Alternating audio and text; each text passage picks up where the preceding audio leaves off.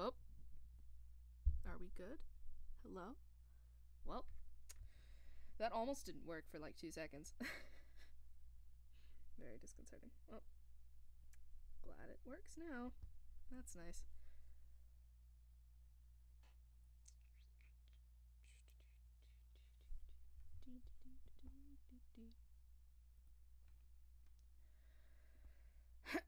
No. Nobody likes you. That's not right. And this isn't true. Lol. Alright. Away.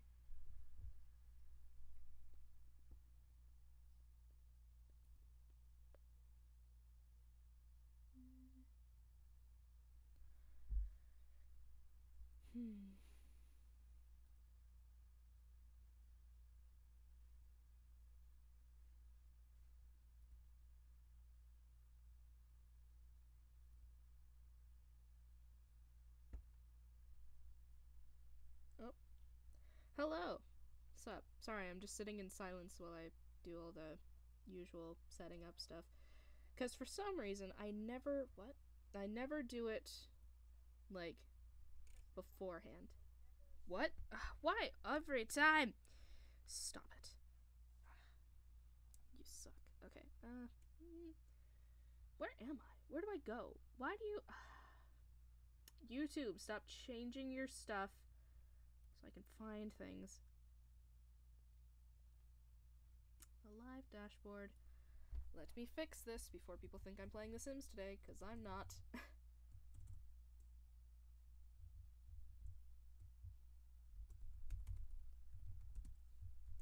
Right. Dupe. Okay. It's not this. It's something else. What is it? I guess. Yeah, probably. Okay. Da-na-na-na. Fixed. Great. Okay. That should be fine. Move it there. Sorry, I'm like in a weird state right now. I'm like super excited right now. And the reason why is because, well, I probably shouldn't announce this, but I'm going to say it anyways because no one really comes to these streams, so it's fine if I say it right now. So, the anime project that I'm working on, I'm working with Soul Studios as a voice actor and also kind of as like a business management. Turning up the microphone volume because I'm probably quiet right now. Irk. And it's facing me? Yes, it is. Alright, great. So, anyways. So I'm working with, like, Soul Studios to make the Earth-chan anime and everything. And a new development has happened. We've been trying to think of, like, something special to do during the month of December for, like, Christmas and everything, because we started, like, the project almost exactly last year in, like, January, and everyone's like, we should do something special for Christmas, and everyone's been trying to think of something, but no one actually has a good idea.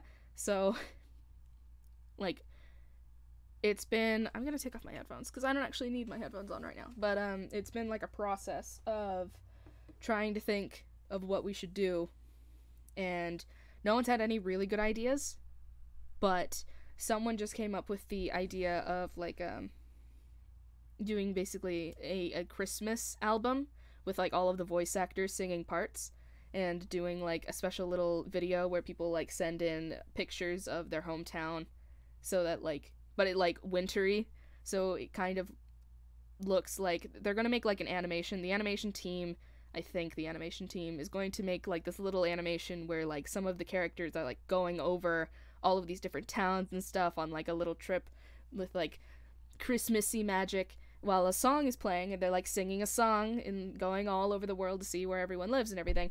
So, yeah, so there's going to be, like, a Christmas album-y thing, and, like, I'm excited about it because I love Christmas songs, and I really want to sing Christmas songs just for any reason, and this is actually instigating me finally doing what I've been meaning to do, and, like, this has been a thing that I've been meaning to do. You want to see it? Yeah, I want to see it too. I'm super excited about it. But, like, legitimately for like years now, my mom specifically, right? Christmas! Just like screaming Christmas as loud as possible. But I've been super hyped about it ever since like the beginning of November. Actually, since the beginning of October. I've been listening to Christmas songs since like June. But I'm always excited for Christmas stuff. It's never like not a good thing for me. But yeah, so I've been meaning, my mom specifically has been wanting me to make a Christmas album with me singing Christmas songs. And that has been a thing that I keep meaning to do. And like I've been meaning to do it since like freshman year of high school. So it's been like, it's going to near about like 7 or 8 years that I've been meaning to make a Christmas album where I sing Christmas songs. And I'm going to finally use this as an opportunity to do that. Because, like, I'm hoping that I can talk to them about making a collaboration, basically, where I will sing, like, my part of the anime, like, Christmas album and everything. Like, I'll sing as my character, and I'll sing in there with all the group stuff, and I'll do my song in there, which, so far, as I can tell, is going to be Let It Snow, which is super exciting. So I'm going to be singing Let It Snow as the character Mars, like, the planet. And I'm super excited about that because I like Christmas songs and I'm just super excited about it. Already, one of the audio crew and everything, the musicians, they're working on the actual like song, like the background music for it so that I can sing along to it. So that's already in the works of happening. So that's probably going to happen hopefully in a few days. Like he said that he's probably going to work on it today. So I might at least get like a test version of it sometime today, which is pretty like hecking cool. I'm so excited about it.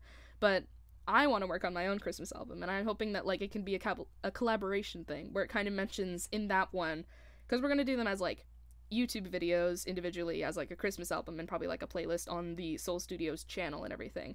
And I'm hoping that what'll end up happening is like I'll be mentioned like as the voice actress and everything.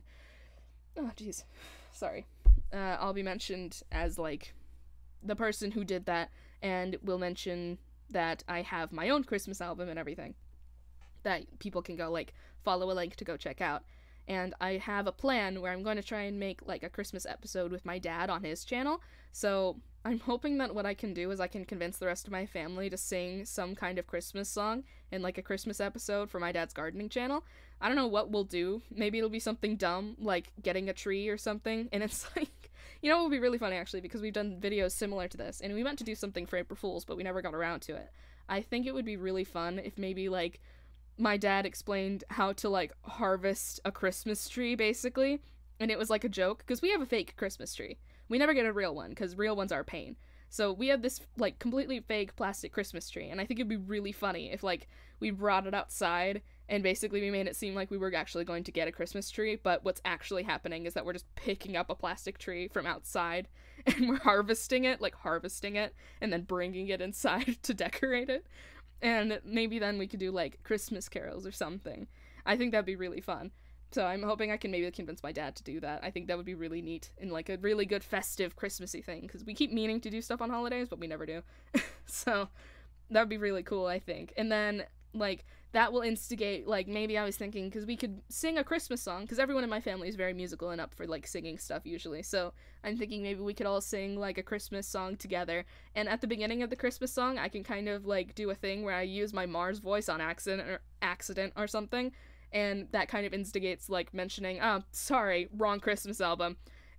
And, like, then we sing properly again. So, yes, Christmas. It's so great. It's so much fun.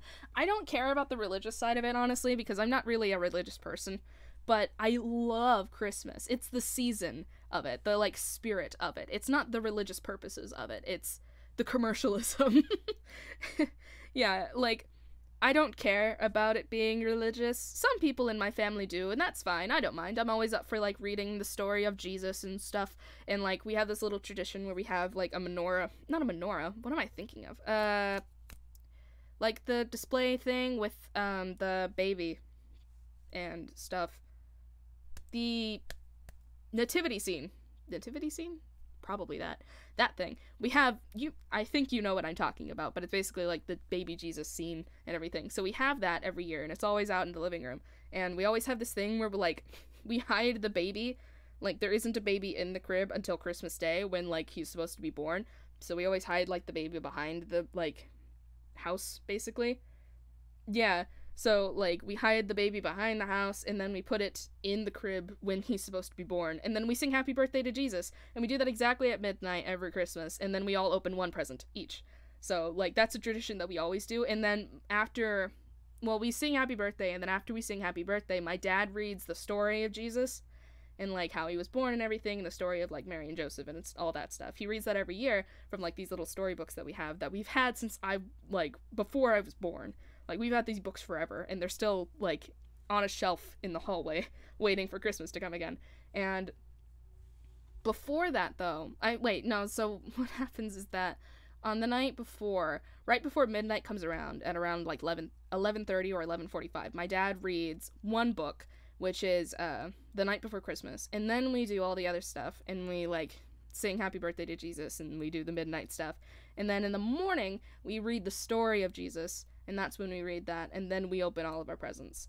And also, alongside all of that, we eat tamales, which is just great, because that's what our breakfast ends up being on Christmas morning, and it's fantastic. But Christmas, Christmas is such a great time. Christmas is great. I love Christmas. Christmas is fantastic. It's the decorations, it's the food, it's the songs, it's just the holiday. I don't care about the religious stuff, although, like, our habits for it are fun, I think, and just... It's also, usually more often than not, everyone ends up spending the night over at, like, the same house, or everyone, like, shows up and tries to get together on Christmas and the day before Christmas, so it's just this big jumble of family that's slowly expanded over the years. So, like, my sisters, their spouses or current partners, and, like, my parents all end up showing up, but also, my cousin and her husband usually come over, and also, she's not my sister, nor is she actually related to me, but my sister's best friend, who's, like, been her best friend since middle school, always comes over every year, and she lives in Seattle, so she usually, makes the trip here. She used to live around here, so it would be easier, but nowadays, she actually, like, usually makes the trip over here to celebrate Christmas with us, and it's awesome, because I love her, and, like, she's fantastic, and she's always super excited. Like, everyone's always excited to see her, so she's great. But yeah, Christmas every year is just a great time, and I'm super excited about it being a thing that's about to happen. Like, December's about to happen, and I'm super excited about it. I've been excited for ages. But yeah, so the Christmas album thing with the anime, like, is, like, that's going to happen, and I'm super excited about that. I'm so happy that someone on the team, like, suggested this being a thing. And alongside that, finally, I am going to actually put in the effort to make the Christmas album that I've been meaning to make. So, throughout the month of December, I'm gonna talk to my family and see if they, like, are willing to help me out. If they aren't, then I probably can't do it, just because, like, I can't make music by myself, so I can do all of the voice stuff, but I can't really do, like, the background things. I have a piano back there. I have this piano behind me. You can see it. It's there, but I skipped out on piano classes back when I had them.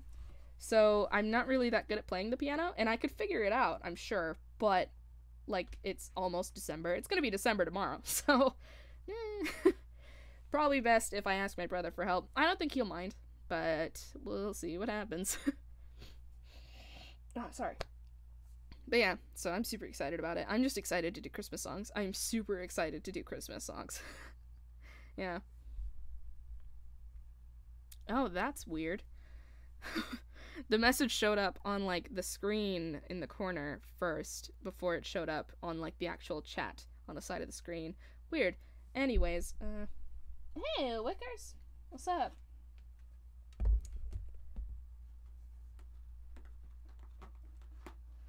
Oh yeah, definitely. Like, Thanksgiving is still about, like, family getting together and everything, sure. Like, my family still got together, but it wasn't as extensive. Like, my cousin Tony and her husband couldn't make it. They had their own stuff going on. And, Kezia, my sister's friend, the one that I was mentioning, like, she didn't make it either, of course.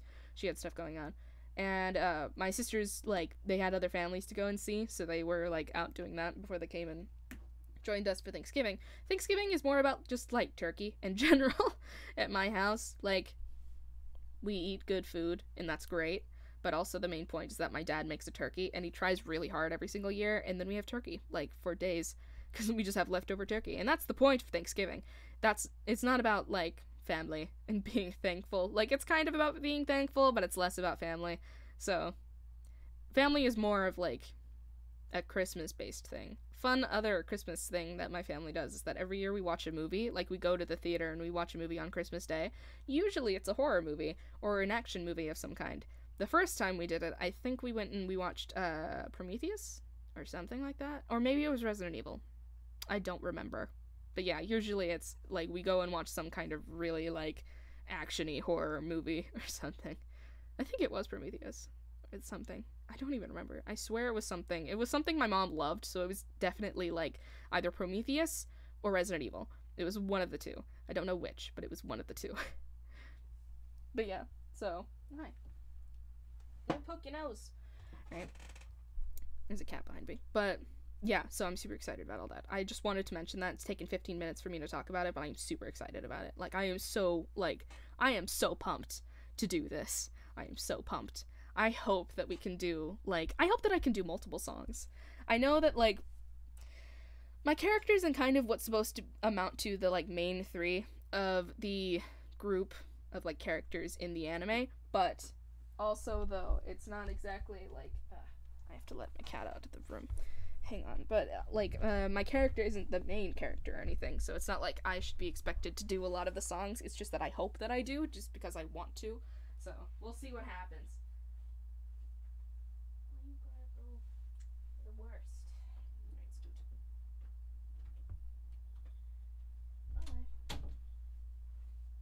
Alright, Alright. Ooh.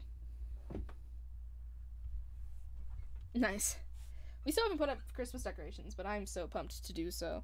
I have my own personal decorations, and I have, like, I always have this little tree that I put up behind where my computer is right now, and I, like, decorate it, and it lights up. I have, like, these little ornaments, and I always put them on there. But yeah, I'm super excited about that. I'm so excited about Christmas.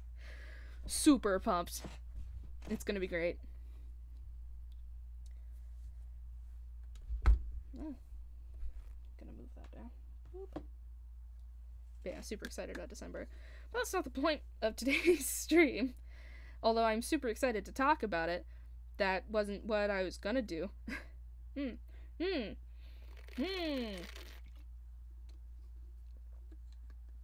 What is my favorite song?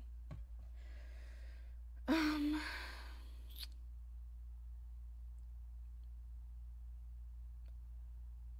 don't know. That's a really good question, but I don't really know.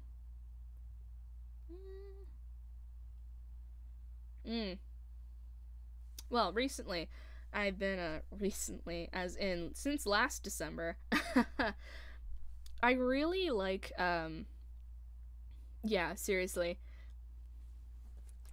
I cannot choose just a singular one, but, like, okay, so there's kind of priorities of depending on, like, Christmas songs from back in the day that are, like, the classics for me, and also ones that I just really like to carol, like ones I like to sing, and also just some that I've listened to a lot that I really enjoy. So, classic for me is, like, All I Want for Christmas Is You, because that's always, like, a classic. I was there when the meme happened where we were trying to, like, listen to that song as many times as possible in the middle of, like, June, so that we could get, like, the viewing thing, the analytics on YouTube, like, to spike in June for no reason. That was really fun. I joined it on that. That was a good time. And I got to listen to that song repeatedly in June, and that was great. So, but yeah, I like All I Want for Christmas Is You, of course. And, I also did that one in choir once, which was tons of fun. I didn't get to do the solo part in it, which is sad, but I did get to do the song in general, which was tons of fun. And, what's it? Last Christmas by Wham is one that I also really like. That's, like, a classic for me, just because that's one that I, like, used to hear a lot as a kid, and then I continuously heard a lot. So I like that one.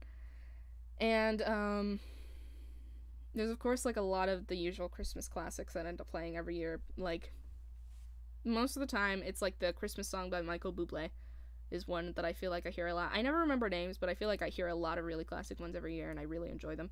And, I just enjoy doing a lot of caroling ones as well. Oh man, I can't remember a lot of names right now.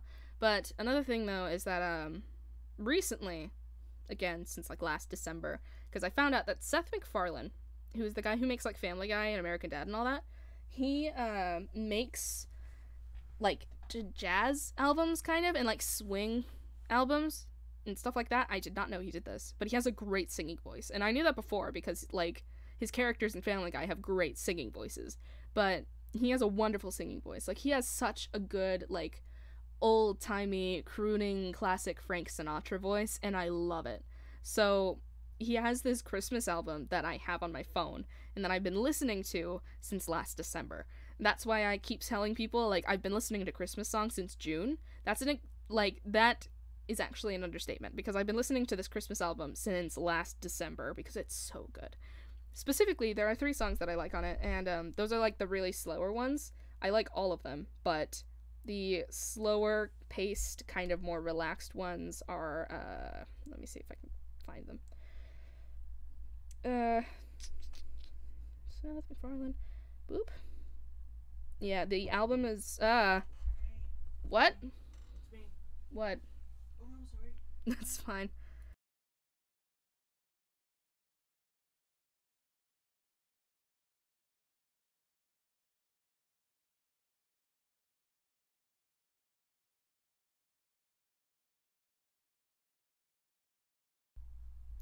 My mom came in. It's fine. She's embarrassed because she opened the door and didn't realize that I was streaming, even though I left the thing that says that I'm streaming on the door. Because I have this thing that I'm supposed to hang on the door now to tell her when I'm streaming. Because I didn't get to go and tell her in person. So I just left the thing on the doorknob and hoped that she'd see it. She didn't. So, I don't mind, but she gets really embarrassed about it whenever she does that on accident. But anyways, yeah, so the album is by Seth MacFarlane, and it's called Holiday for Swing. And it's from like 2014, but it's super good. And the ones that I really like are I'll Be Home for Christmas, which he does a really great job of. I love that one. It's very soulful and great. And I also like the Christmas song, his version of it. And my favorite one, and honestly probably one of my favorite Christmas songs as a whole, honestly, now that I've heard it, is What Are You Doing New Year's, I think it's what it's called. Yeah, What Are You Doing New Year's Eve is what it's called. And I love that one. It's so good. It's beautiful. I love that song so much. Like, it's kind of, in my head, it's kind of like a waltzing kind of song. Like, the way that it goes is, like, super chill, and it's very dramatic and, like, sweeping. And I don't know. I really like that one. I like all 3 of those ones. Those are my favorite from the album. And, like, I like the album as a whole, but I really like that one.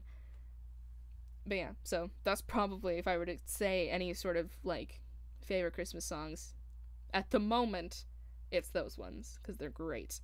But I like pretty much all Christmas songs, so it's kind of hard to say. I like classic Christmas songs though. Like if I were to pick a specific type, I like some of the more like pop ones that are, you know, like All I Want for Christmas is You and Last Christmas by Wham and everything. But most of the time, I really prefer things that are more like the Seth MacFarlane ones, which are like more chilled out classic Christmas with like more orchestral stuff going on instead of like the pop music and everything. Or like Michael Bublé does a lot of really good like classic ones, and of course like Frank Sinatra, and like Frank Sinatra, great. I have his CD still over there. And also, Pentatonix has a pretty decent selection of Christmas songs that I like as well. And I miss so much. If there was one thing that I missed so much from, like, being in school, is choir. But, like, specifically from choir in all of my days in that, the one thing that I missed the most is being able to sing Christmas songs with, like, the entire choir and everything. That is the thing that I missed the most because it was the best time of year. I loved singing Christmas songs every year. We used to do this thing where we would walk the halls of the school around Christmas time, and we'd sing it's just Hark Out the Bells, right? Yeah. So we would sing that one, and it was a struggle because that requires so much oxygen, especially because I was the like high soprano part, So I had to like maintain so much oxygen and like muscle strength in order to maintain all those notes while we were walking around the halls. Yeah. So I just really like Christmas stuff, and I'm super excited to like record some Christmas songs this year. I am so excited about it. I am so excited about it. I cannot be more excited about it. And like I told everyone in the chat as well, because as soon as somebody mentioned like, what if we do Christmas songs this year, I was just like, I am down. So nice. Oh, Mary Did You Know is good. Silent Night is also really fun. Yeah, we did Mary Did You Know in choir as well once, and I was also very excited about that one. I like that one. It's super dramatic. Carol of the Bells, that's what it was. Yeah, Carol of the Bells was the one that we sang in the halls, and Pentatonics is a really good one. And also just Carol of the Bells as a whole is tons of fun. So, like, yeah, I really like Carol of the Bells, actually. It's one of my favorite Christmas songs, honestly, if I were to choose one. Yeah, from, like, old caroling songs, Carol of the Bells is one of my favorite. Back in the day, I actually did, in my freshman year of high school, we went to Disney as a choir, and we sang a bunch of Christmas carols, and I remember doing God Rest Ye Merry Gentlemen for the Disney caroling thing, and it was hard. Like, the Disney caroling stuff, it's the Disney Candlelight Choir thing, and I don't know if they still do it, but they did that back when I was in, like, freshman year and everything. And that was the only year I did it, because our choir did not qualify, because we didn't do a good enough job after that year. So it was only in my freshman year when our choir did well enough for, like, the tryouts that we were allowed to go and do the thing. So we went to Disney, and we actually went and performed on this big stage with a bunch of people from Disney who were, like, actual, like, serious singers and, like, voice actors who would come over and sing all these Christmas carols with us for this huge performance. And we had to wear, like, these yellow robes that were really, really hot because it's Florida and it's so hot even in, like, December. And it was so hot that year, too. Like, it was terrible. Some people collapsed. I remember. Like, one of my friends, Kaylani, like, someone next to her actually fell over while we were in the middle of the performance. And it was, like, it was kind of funny. Like, it's not great that she just collapsed from heat stroke, but also it's kind of funny just because of the fact that, like, in choir, this is not a thing that is uncommon.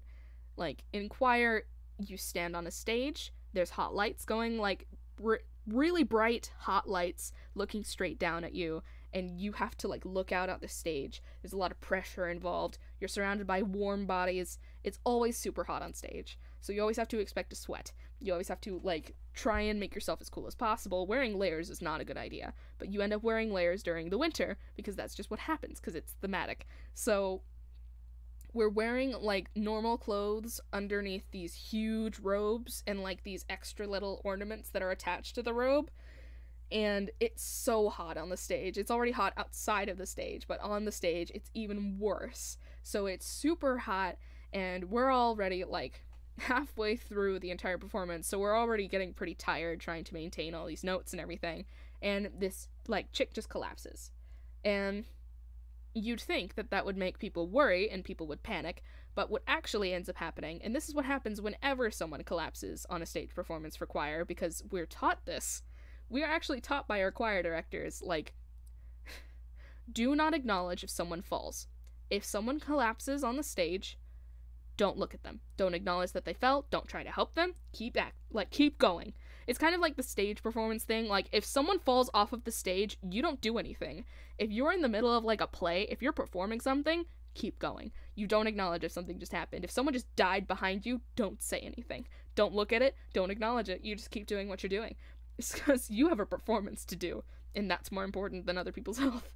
So, in choir, we were taught, like, if someone collapses, don't acknowledge it. Someone from backstage will come over and drag them away. So don't worry about it. It's fine. Don't look at them. Don't acknowledge them. Just keep your eyes straight. Keep doing your thing. And that's it. So we were on the stage doing this performance, and my friend Kalani just like saw this chick collapse, and like she tensed for a second, but she was just like, I need to keep performing. So she just like kept going while like looking wide-eyed at this chick who just collapsed next to her. And then like some Disney crew people like quickly scuttled out from backstage, grabbed her and dragged her away. And then, yeah, and things just kept going. And it was really funny, actually. The chick was fine, but it was really funny. Yeah, man, choir. It was a good time. But yeah, I love doing Christmas carols. I remember doing all of the, like, Christmas carols for choir and for the Disney thing. It was so much fun. The Disney ones were always so dramatic, and it was so great to do them. And I remember once I dressed up as a reindeer, not for the Disney thing, but for a different, like, Christmas performance. We went to the mall near my, like, school and everything. And we were all told to, like, wear Christmassy things. So I was just like, you know what? I'm gonna be comfy, and I'm gonna look, like, really Christmassy and festive, because I'm always up for being Christmassy and festive. So what happened was that I have, like, these reindeer ears that are brown, and they have, like, these little bells on them, so I put that on, and then I also had this huge parka. I have this huge parka that I love, and it's very, like, wintry themed, and it's very soft and woolen, and I wore that over it because it's this big brown, like, parka, so it matched the elite antlers and everything, and then I just wore, like, a black jeans and black shoes. And I also wore, like, some extra little bits of, like, Christmassy jewelry. Like, I had this necklace on, and I had, like, a bracelet. I had bracelets with bells on, which I don't know where they are, actually.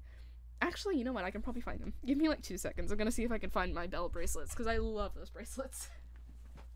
Hang on. I have, like, a jewelry box over here. Let me look.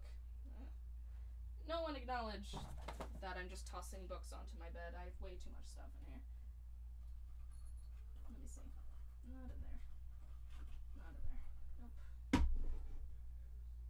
One of these probably has them. Yep.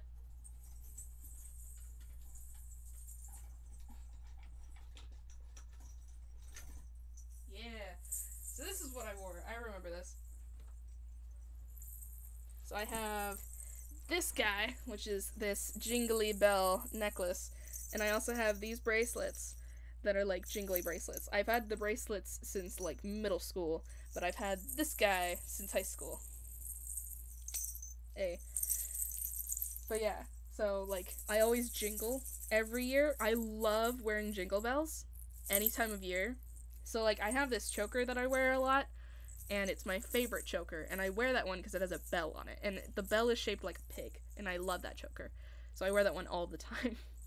But yeah, and if I could wear these, like, if I could get away with jingling this much every time I go out, I would, but I can't, so, but yeah, I have those bells, and I wear them every year, and I wore them along with, like, the parka and the thing, and also, I did my makeup, and, like, yes, jingle, jingle, jingle, all of the jingle bells, but I also, I painted my face a little.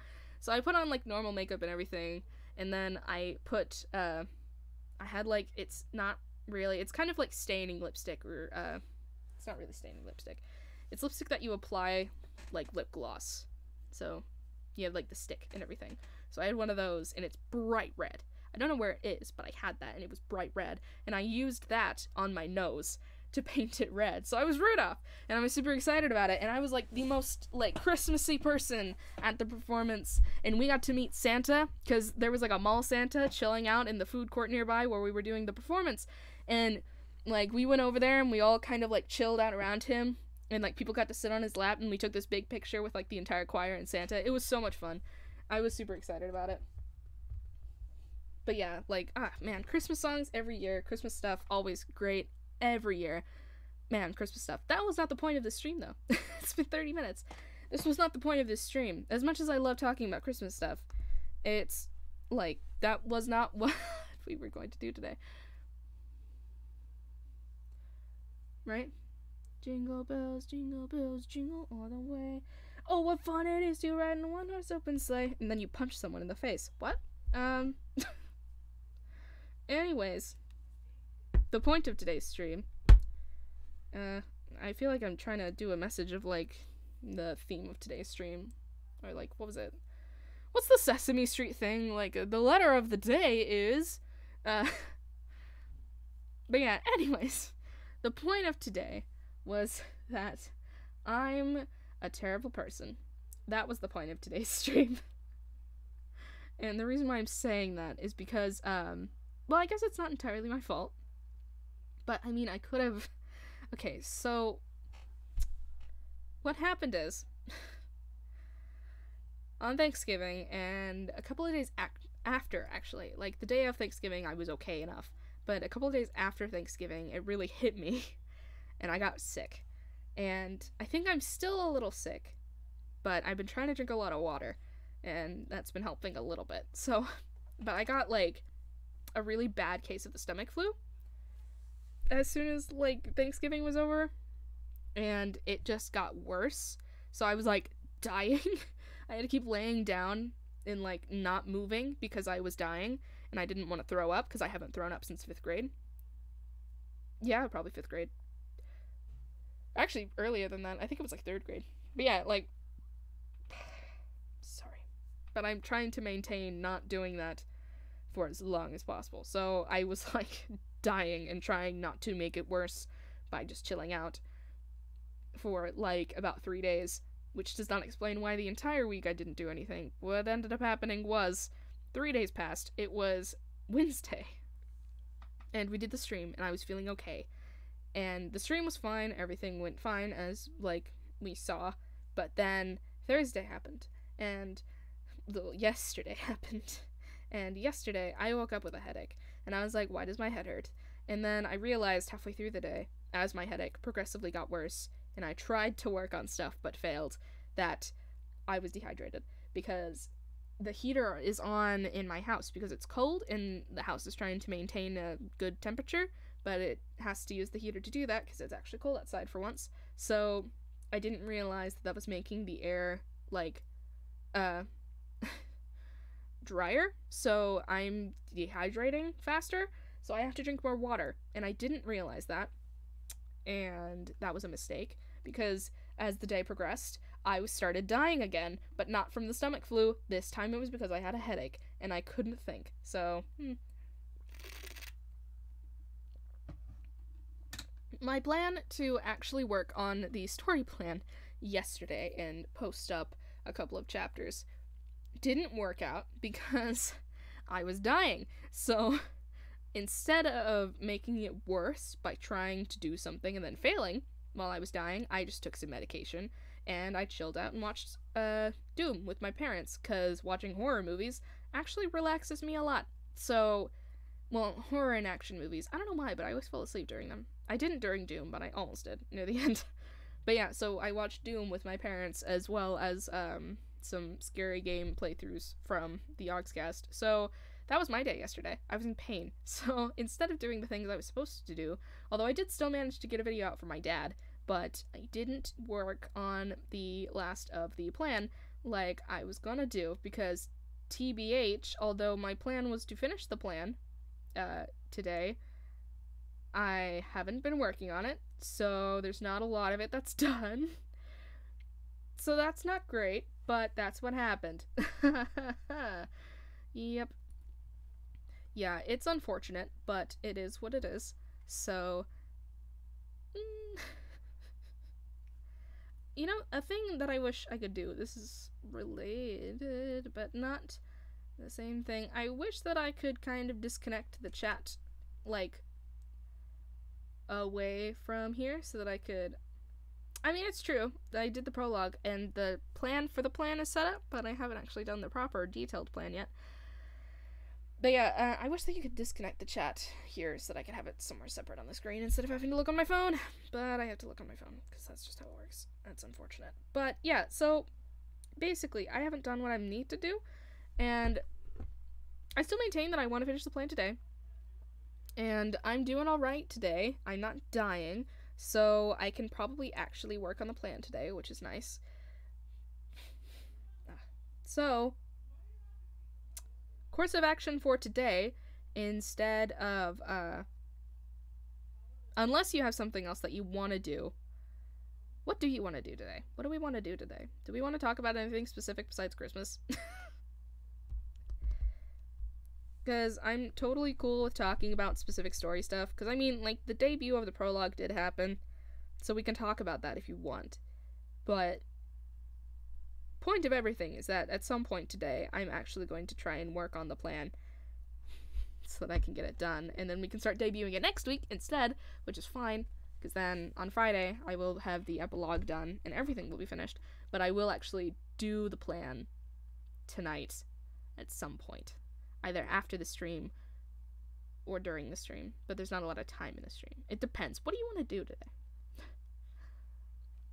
you want to talk about anything specific? Because, like, I'm up for talking about fanfiction things. Actually, you know what I'd be up for talking about if we were going to talk about the sides or anything? If you want to talk about that, then I suggest we talk about stuff like the library AU, because that's actually the stuff that's going to be, I don't know if I mentioned this or not, but that's actually the stuff that's going to be in the book universe and everything. Also, spoilers, the fantasy AU and the librarians AU are the actual same universe, so ta-da! That's fun, and I figured that out recently, and I'm super excited about it. So, yep, there's that. There's a lot of things to talk about, actually, if you want to talk about things, and that might actually be a good idea. So what do you want to talk about? Do you have any things that you want to talk about specifically? I'm gonna take a drink of water.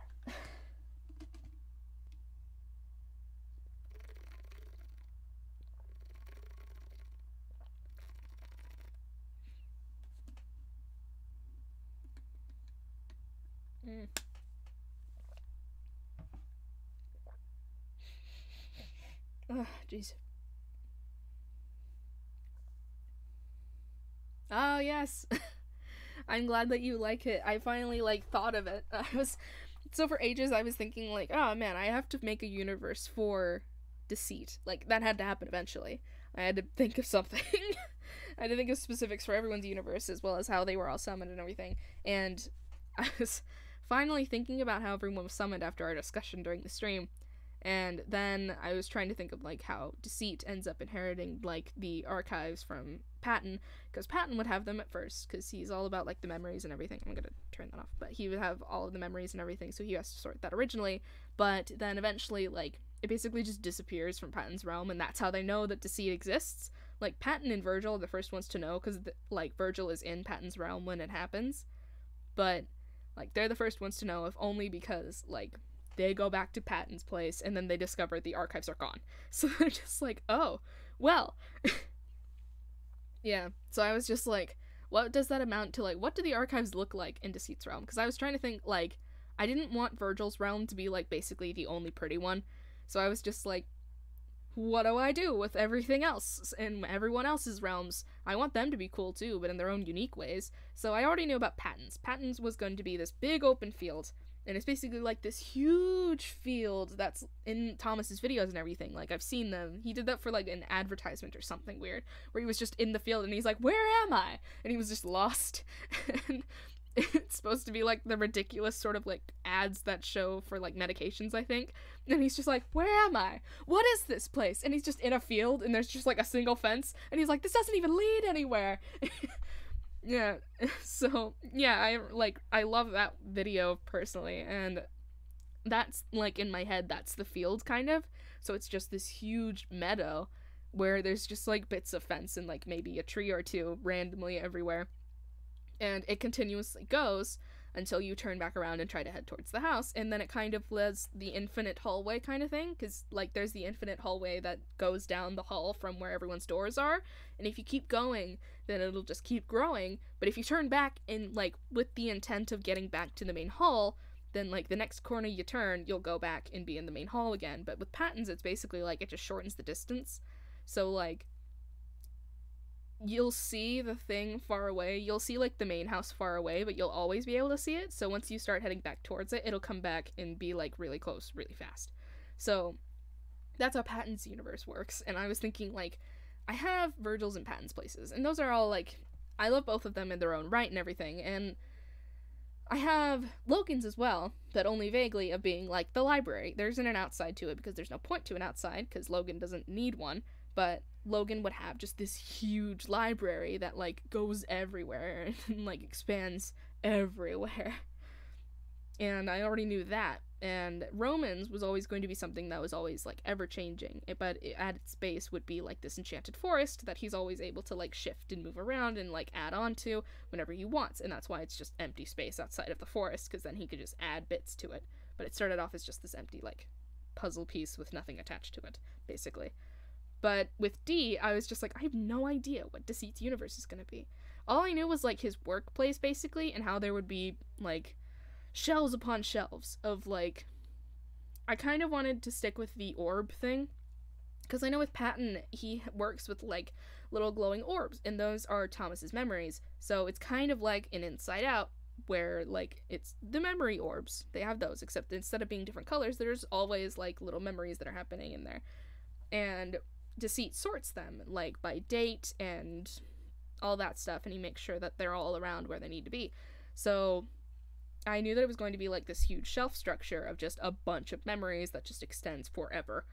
And I knew that Deceit was going to basically have like this little nesting area, basically, where he just moves around all of the stuff, and he like checks through all of the memories and makes sure that they're like solid and whole and there's nothing wrong with them and that they're fine, and then puts them where they need to be so that they're all sorted for Thomas, and then pulls them up whenever Thomas needs them and everything. So he like takes care of all of them, and I knew that, so I knew the inside vaguely. And I kind of wanted that to be an infinite hallway situation too, where it's basically like it just keeps on going, but it goes in one direction. So it looks, the building is actually quite small. Not like small, but it's like thin. And it doesn't extend that far back, but on the inside it just keeps going, because it has all of Thomas's memories in it, so it just keeps on going, and it just has like shelf upon shelf of like little orbs chilling out on the shelves. And like maybe an extra door that leads onto like a little wing that has stuff that Thomas doesn't really want to remember or something. There's a way of sorting it. I haven't thought of exact specifics, but I was trying to think like, what does Deceit's realm look like? Because I felt like Deceit wouldn't want just like a clinical, this is only the place where I'm going to work on stuff. That doesn't make sense. I felt like it wouldn't be fair to Deceit as a character to give that to him. So I was just like, what else is there? And in my head, I thought of kind of like I don't know if you've heard of or seen Shutter Island, but like, I don't really know a lot about the movie, but I do remember there being like this huge lighthouse on like this big sort of like island cliff face, and there was just cliffs going down on the edges, and it kind of went inward, so it is kind of like a floating island, but at the base it like, it's kind of like a teacup, but there's like a stick holding it up. It's the shape of like rock formation that it is. So it just goes like this, it goes down, and then it goes like this, and then it goes down. So, and then it goes down into the ground and everything, and into the ocean. And that's like the structure of where the archives sit. And then there's just this really thin bridge of stone that like leads to it. And sometimes it breaks, and sometimes the stone, when it breaks, it just like floats and sits in the air. So you kind of have to like leap your way across. And other times it just breaks and shatters, and it goes into the ocean and then comes back eventually. Sorry, I just like munched on chips. But yeah, so I was like trying to think, what would Deceit want as well was my other thing, and I was like, you know, it'd be fun, something with like sand was the first thing that came into mind. And then I thought of like the island thing, and I was just like, you know, it'd be great because there's gonna be water already, a beach. So that's what created his universe, and I was super excited about it once I figured that out. But yeah, I'm super excited about his realm and everything. I thought that was fun. But also, past that, now that I've talked about that a little bit, the Librarians AU, super exciting with how that's been developing. It's also starting to play a bigger piece in the main storyline, which it wasn't going to, but it will now, in like the book. So, in the book Cat's Tale, as I mentioned in the Discord server and everything, and kind of in the plan that is posted up, that tiny amount that is, it's just gonna be like the main character, Cat, and so I did this thing. Each chapter is sorted by sequences, basically, and it's like supposed to be a chapter in her life, like that. I thought that was clever. So the prologue is before she's born, and it's the story of how she ended up in Kendrith specifically, and not in Dragart, where all this stuff's happening with like the dragons and everything. And the first chapter is the first like sequence, and that focuses on all of the stuff that happens between her and Candy. It develops their relationship, and also it's when Syra's introduced, and it's everything that happens before she ends up leaving home to go to Dragart with Syra and Rainbow. And in the second chapter, it's while she's actually there, and like it's her meeting everyone there and like going there and seeing all the stuff there and being introduced to the entire like area. And then in the third chapter, it's like episodic, all the stuff that happens after she first goes there. So it's like her starting to train with everyone to be good with her powers and like fighting and everything, and everyone preparing for the war, and her making friends with people and like doing all these various different things around Dragart with everybody. And then it ends with her having to go back home before the war happens. The war that's in the background happens. And then so that's the third one. The fourth chapter is while she's back at home, and she like ends up talking to Candy and like ends up leaving again, and the chapter focuses on her being at home and then going back to Dragart, and then ending up with like pretty much gaining an army through her trying to get to where the war is happening but then getting stopped. And then the final chapter is where she's actually like in the middle of the war and fighting and everything, and then the epilogue is the actual ending and everything. But in the middle of all that, a main thing that's going to be happening is and no one else knows about this, I just realized I never mentioned this in any posts on Tumblr or in anything on the Discord server, but I made a lot of developments to the Fantasy AU. Some specific ones that I'm really fond of, and that's what I'm going to talk about right now because I'm really excited about it. So hang on, let me get some water.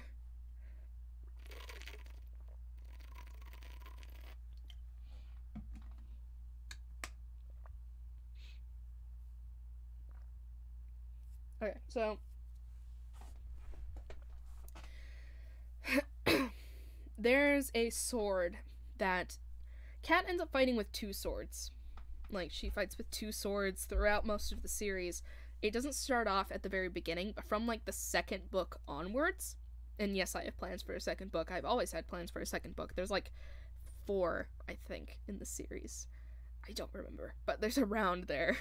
Maybe 3. I forget. I don't remember. I have to rethink the plans. But there's multiple books in the series. And throughout most of it, Kat uses two swords to fight. Or at least through, like, after a specific event that happens in the second book, Kat starts using two swords. But before then, she only uses one.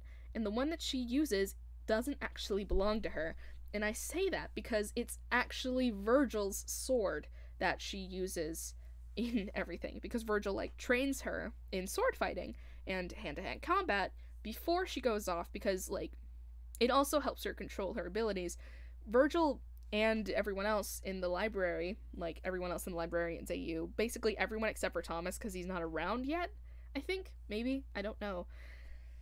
I haven't decided. Yeah, I don't think Thomas is around in the first one.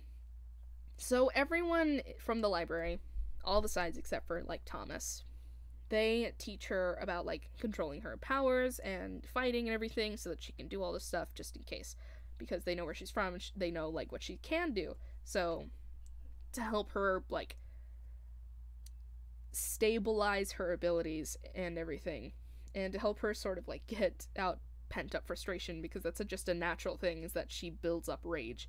So to get that to chill out and to help her out in general, Virgil takes her on as sort of like an apprentice, and everyone else decides to, like, help with that and start teaching her all this stuff. So one of the things that happens during her training is that Virgil shows her his old, like, cottage where he used to live back when he first came to Kendrith. And in the cottage, he shows her as well this, because he used to be, like, this knight that, I'm assuming you read the Librarian's AU thing that I did before that I never really did the second part to, but, where Virgil was actually, like, a knight that worked for a king who basically, like, adopted him and treated him as his son. And one of the things that the king actually gave to Virgil, that Virgil still has, is this sword. And it's a very special sword that's made of a material called metacrystals. And metacrystals are basically like metallic crystals or metal crystals. Like, it's not a creative name, they're metacrystals. They sound really neat, though. I think they do. So, metacrystals are a thing that specifically in Kendrith are very, like, abundant. And you have to mine them out like an ore out of the ground. And when you mine them out at first, it's just, like, normal silvery metal. So it looks completely normal. It's not super special, but it's pretty strong. It's stronger than most other metals, like, on the planet. So it used to be not a super abundant source, but it used to be a very popular thing to use in Kendrith specifically because it was abundant there, and also like in big kingdoms and everything. And there's this one sword.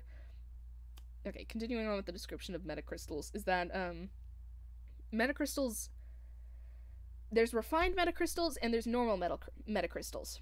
Normal metacrystals just look like silver. Like, they're chunks of silver and they're basically just like metal.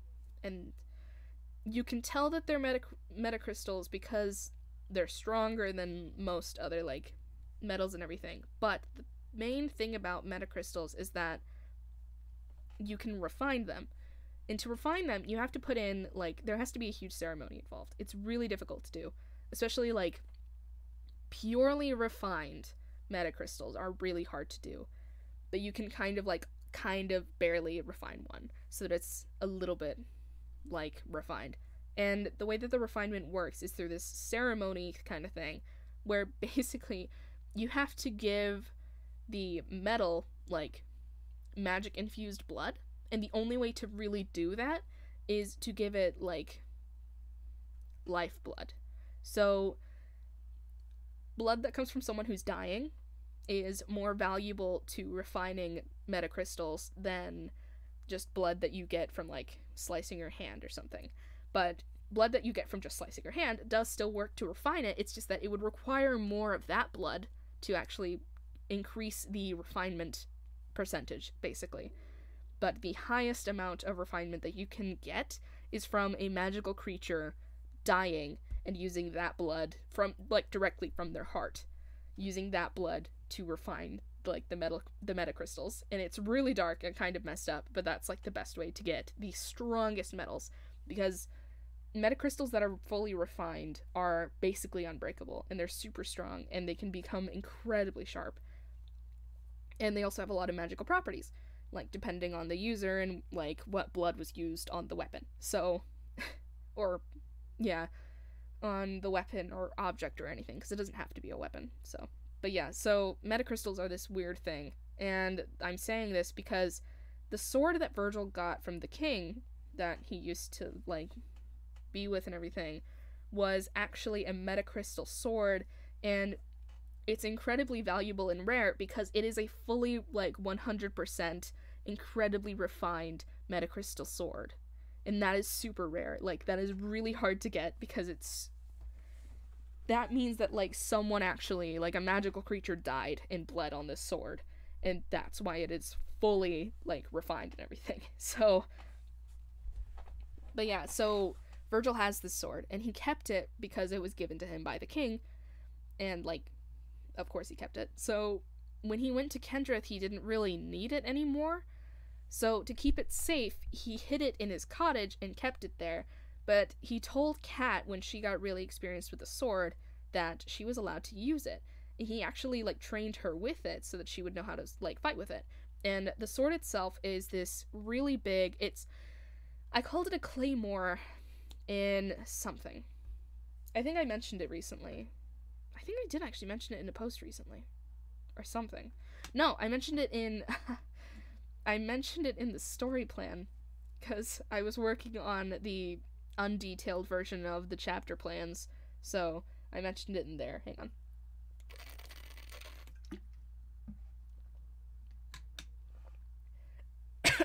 Ah, inhaled water just a bit. Sorry. But claymores are like, you know, like the classic sort of huge great swords that are, it's like a buster sword, kind of. Those ones that are ridiculously large, and, like, they're as tall as the person wielding them, and you have to use, like, both hands to use them, unless you're one of those ridiculously buff characters in, like, an anime, where you can just hold it with one hand, because you're ridiculously buff. So it's one of those swords.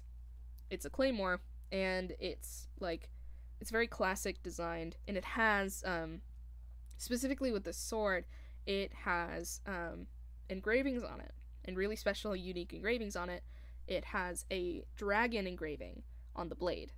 And metacrystal, like, once it's refined, doesn't look like normal metal anymore. It shines. I think I know vaguely what you're talking about. But, I never really got around to finishing watching Fate Stay Night. I think I started watching it, and I was just like, what is happening? Because I didn't know anything about the, like, franchise. So I was just like, well, I'm lost, so I stopped watching it. But yeah, so the metacrystals, once they're refined, they actually, like, they glow. Yeah, it seemed confusing. I probably could have stuck around and figured it out, but I didn't really feel like it at the time. Maybe I will one day. Put in the effort. I had this thing, out of context, but also including the Fate Stay Night thing, in the anime group and everything, sometimes we kind of just, like, chill out in group chats, and we play video games, or we just talk about whatever, and sometimes we just watch anime through, this thing called Rabbit, where we can watch stuff together. So, one night, we were actually supposed to be doing something productive. Like, it was me, a couple of other voice actors, and, our, like, leader, Com, and we were going to practice our lines for the preview video and everything, but what ended up happening instead was that one of the voice actors couldn't voice act right now, so, and the other one couldn't make it, so we didn't practice, and instead we kind of just chilled out for 7 hours, and during the 7 hours, at least 5 hours of the 7 was us finding pictures of Berserker, like, with his butt showing. And the reason why was because someone saw, like, have you ever seen the Virgin Killer sweaters? Where they're, like, they don't have a back, like, at all, and it just ends really low on, like, the butt, basically. And it's just, like, this, like, slip of cloth that doesn't cover very much. So, like, I don't know if you've heard of those, but the Virgin Killer sweaters were becoming a meme, I think. And we were looking at some of them and being like, have you seen these? And there was a picture of Berserker wearing one. And someone, Charity, I think, one of the voice actors who was there with us at the time, said that his abs looked like butts. So what ended up happening was that I don't have Photoshop, but I have something similar to it. And I really enjoy photoshopping, like, photos to look stupid, just for fun sometimes. So I took the photo, I found some anime butts, and then I photoshopped them onto his abs. So, and then I put the picture back onto the team server so that we could talk about it. And then it got worse, because we found more pictures. So we just kept finding pictures of Berserker, and it started with his abs, but eventually I just started adding butts onto his butt and trying to, like, make it look like it was actually his butt in the picture. So it just escalated so much because we kept doing it, and I kept making more, and eventually it just got so bad. So I have, like, over a dozen pictures of, like, butts photoshopped onto Berserker. Like, we kept looking for more pictures of his butt, and eventually we couldn't find any more. Like, the reason why there's only maybe, like, 15 of them was because we could not find more of them. So we were just searching for them for hours. And, like, adamantly searching. Like, a couple of people would join the voice chat and be like, what are you guys doing? Because we're just screaming about, like, I need more Berserker ass, was what we were just screaming at each other. And we're just cracking up for 7 hours. It's like 4 a.m. by the time we stop. And, like, at that point, it's become such a huge event that other people have joined the chat just to hear us freak out about trying to find pictures of Berserker's ass. And I made so many pictures, and people have started, like, seeing the pictures. So, after that, it's, like, it became a meme in the team as a whole. Like, now it's known as the Berserker ass quest. Was us searching for pictures of him, like, with his butt showing, kind of, and then photoshopping pictures onto it. So I also have I'm not the only one who has this folder, but I'm the only one who has it called this. I have this folder that's just in like it's in my anime, like the Soul Studios like main folder where I put a lot of my work for them on, but in there there's a separate inner folder that's just called ass with like 15 s's, and inside are all the pictures that I photoshopped from that incident. And everyone still remembers the Berserker Ass Quest, and we still talk about the Berserker Ass Quest. It's a legendary event. At one point afterwards, like a few weeks later, I was talking about it again with Com, and he was just like, "Do you still have those pictures?" And I was like, "Yes." And he was just like, "Please send me all of them." So I did. Yeah. Yeah, so I know like him and like a few other people have that because they asked me to give them the pictures again. Yeah, it was a fun time. That was some really weird time. But yeah, that's the biggest like foray into Fate State Night that I probably have ever had. Even though I watched like a good amount of the episodes, like that's probably the one event that really stuck with me. Yeah, I still remember that with so much clarity. It was such a wild ride. It was a weird time.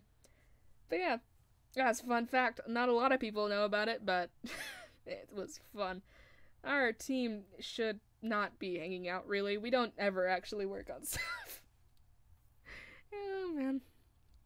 That was a good time. But yeah, anyways, back to what I was talking about before. We're just gonna ignore that I talked about that.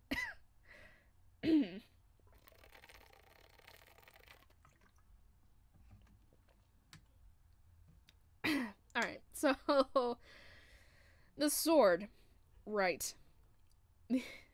So the metacrystal sword, the metacrystal, once it's refined, as I was saying, it becomes like crystals. That's why it's called metacrystal and metal crystals, because it's like it has more of a crystalline shine than a metallic shine, and when you refine it, it actually turns into like proper pure crystals. So the sword is fully crystal, and it's like shiny, and it glows when you use magic that's like in the sword. Sorry. I'm burping way too much. Sorry. Okay, but yeah, so it's like a crystal sword blade with a metal hilt and everything, and the metal hilt is like leather bound and everything, so it's easier to grip. But the sword blade is also engraved. The entire sword itself, like the hilt, is also engraved underneath the leather bound part, where it's like just metal, but it's all engraved with this huge dragon that like goes across the blade, and underneath the leather part is actually like a name that's been engraved in there, and it's like personalized. So it's this like it's a big and amazing sword, and Virgil shows Kat how to fight with it with one hand because she's naturally ridiculously strong because of her abilities and everything, so she's able to fight with a claymore with one hand, which is terrifying. But yeah. So Virgil also tells her basically that like in the event of any kind of emergency, go to the cottage and take the sword so that you have a weapon. Like, I give you permission that if in any sort of emergency you need a weapon, go and take the sword.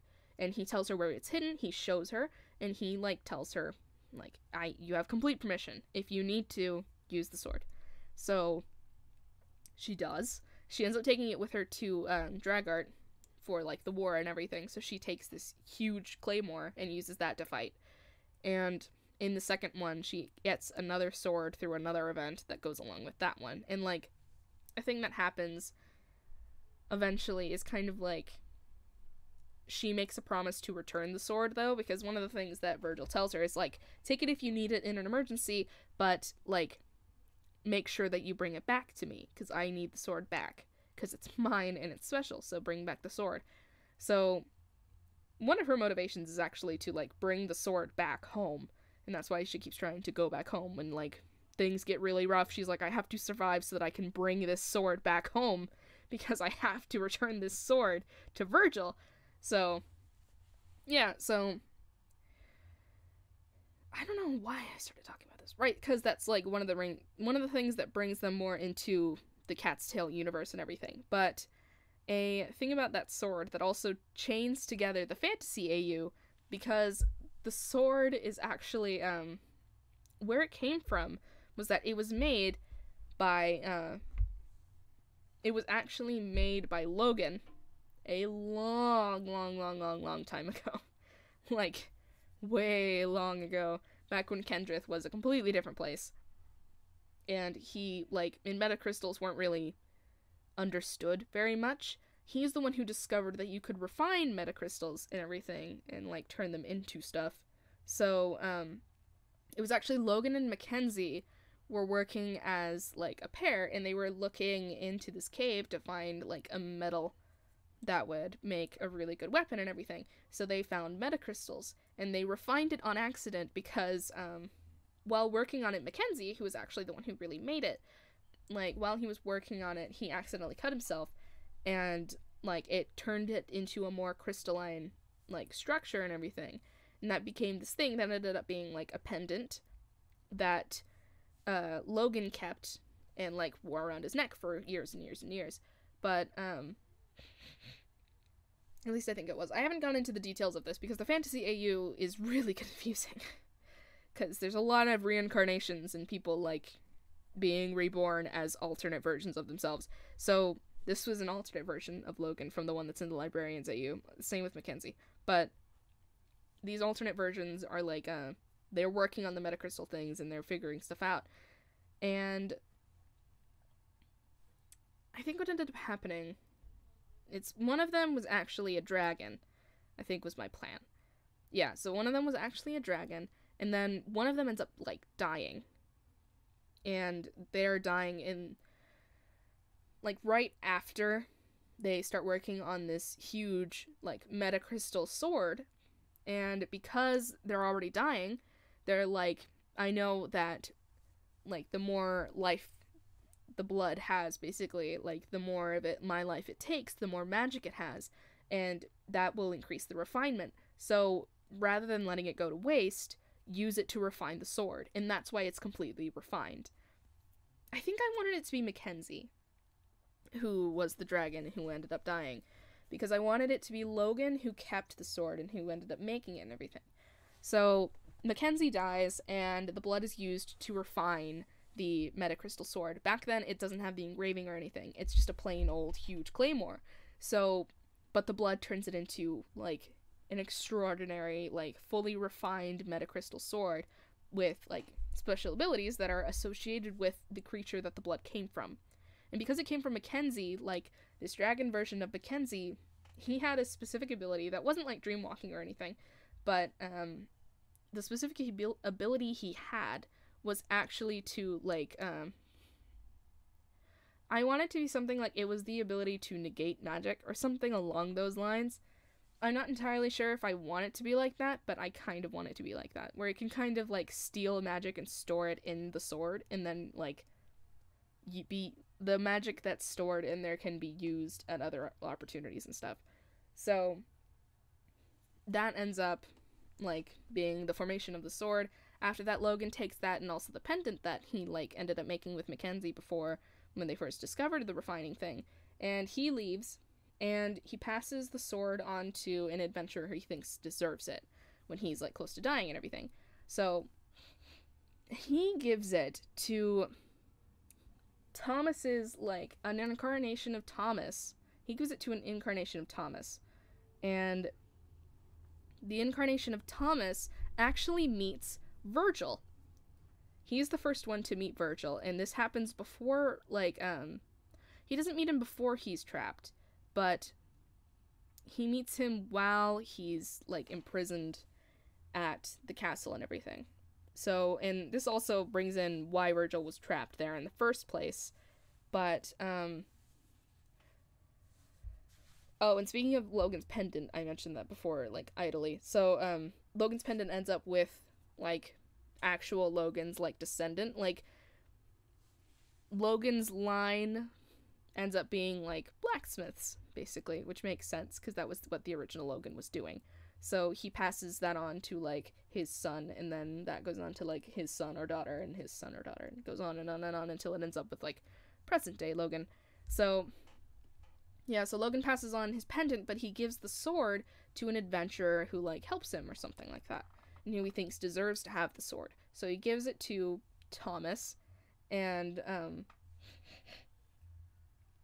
sorry, so he gives it to Thomas, and Thomas has the sword now, and Thomas is just like an adventurer, and eventually he becomes a knight for the castle, and eventually he ends up being put on like he ends up deciding to be put on guard duty within the castle for like for specifically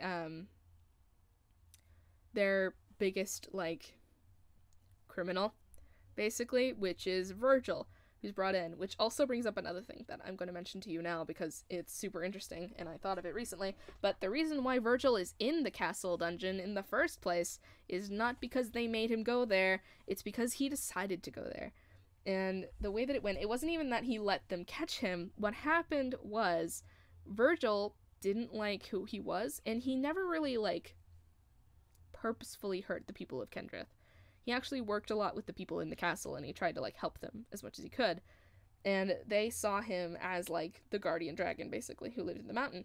But a lot of people didn't. So Virgil didn't want to hurt anyone anymore. He didn't want to fight anymore. So he's just like, and he's also like, there are no other dragons. There was no other point for him being out and about anywhere. He'd already done so much damage. He felt really bad about it. So he went to the castle, and as a favor from the king and the queen, he asked if they'd be willing to let him be imprisoned in the dungeon.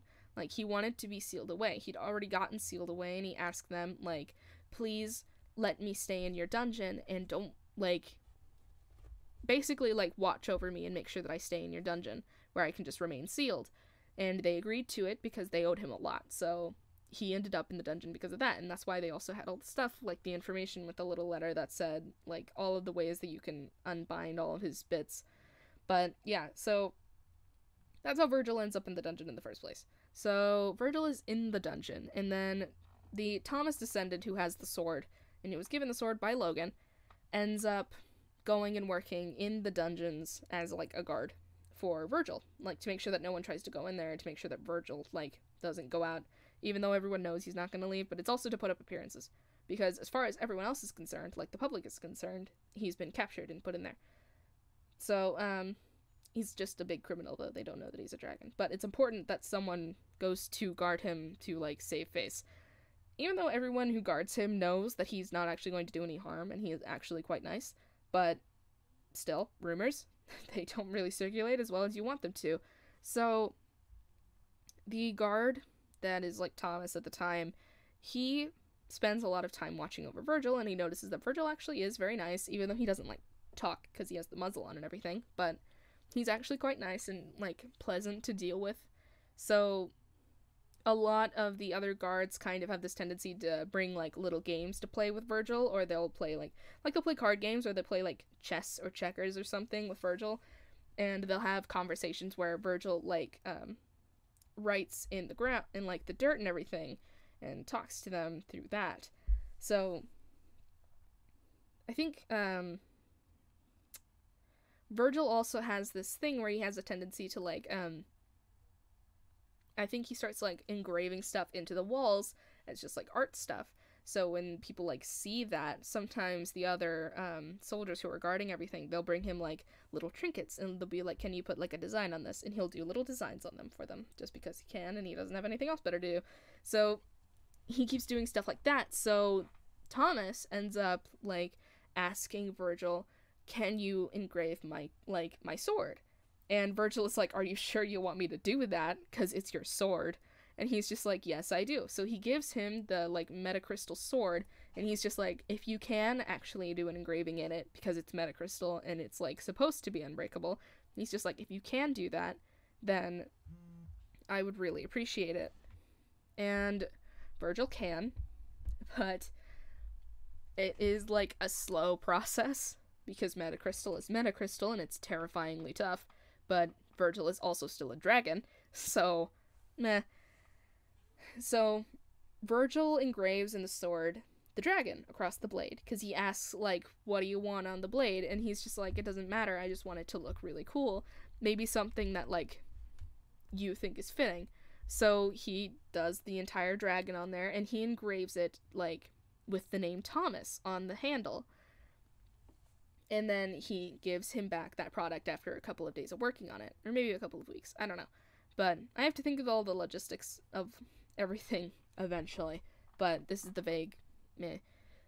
But yeah, so Virgil does the engraving on there, and that's where the dragon engraving comes from, was actually Virgil in the cell making the engraving for the guard who asked him to do that.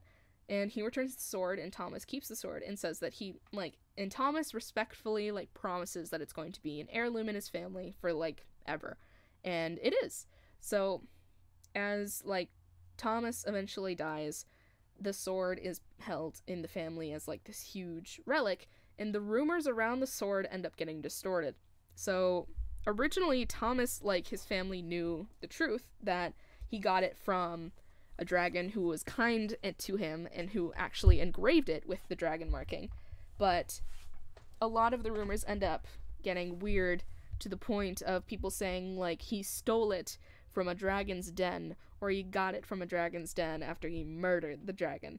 That's not what happened, but that's what everyone keeps saying.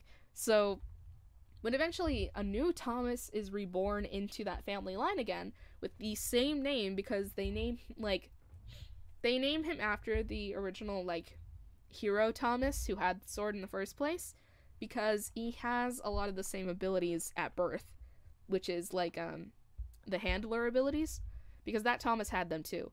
So, he also looks exactly the same, which isn't surprising. But yeah, so they name him Thomas again, and they give him the sword as a gift when he becomes of age, because they're like, you should be a hero, just like him. You should be him, basically. You're the new Thomas. And Thomas goes along with it because he doesn't have a choice, even though it's not what he wants to do. It's what he's gonna do. So, that's what he does. So, Thomas becomes an adventurer eventually, and he has the sword now that he's, like, inherited. And his grandmother, I think, is the one who actually knows the true, like, story. Not the exact story, but she does know that the basic true story. Sorry. This is gonna make a lot of terrible noises, and I apologize.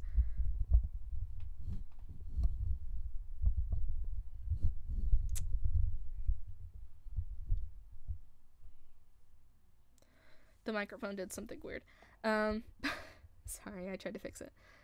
But yeah, so, Thomas's, like, grandmother or great-grandmother or something, she tells him the more realistic story of, it's closer to the truth, is that the original Thomas who had the sword actually met a dragon. He didn't kill the dragon, but he met the dragon, and the dragon gave him the sword as a gift, and, like, engraved it for him. The dragon made him the sword and engraved it for him and gave it to him as a gift in exchange for him, like, helping him out somehow.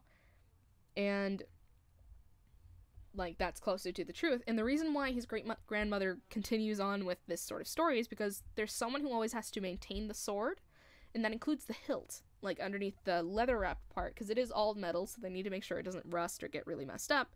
So, when you go beneath the leather on the hilt to clean it, you discover that it is engraved with Thomas's name, which doesn't make sense if Thomas decided to steal the sword from a dragon's den.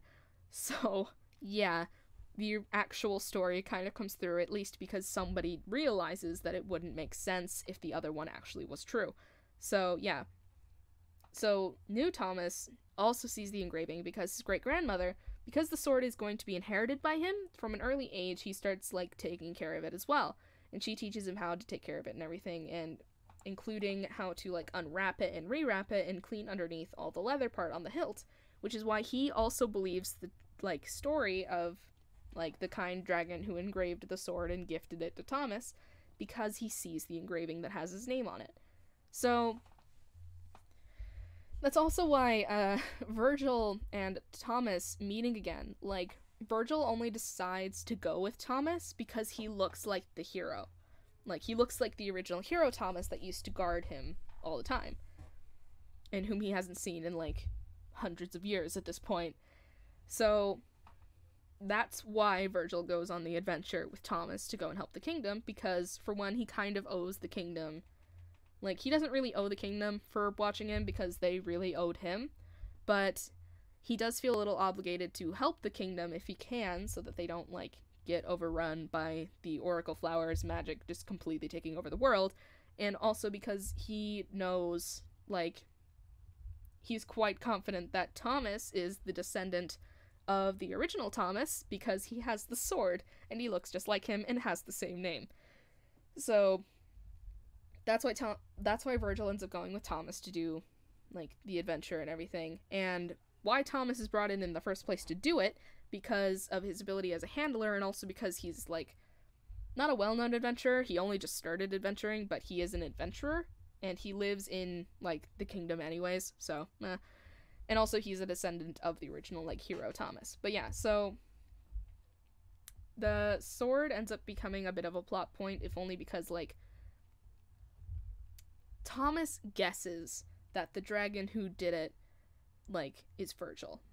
Like, he thinks that Virgil knows something about it, at least, and he gains his suspicion that Virgil is actually a dragon as time goes on, and then once he realizes that Virgil is, like, actually a dragon, then he's quite confident of it, but of course it's too late by then, because the only time they actually see that Virgil is a full-fledged dragon is when, like, he and Patton fight at the very end of the story when they're trying to retrieve the Oracle Flower, and Patton goes completely insane. But,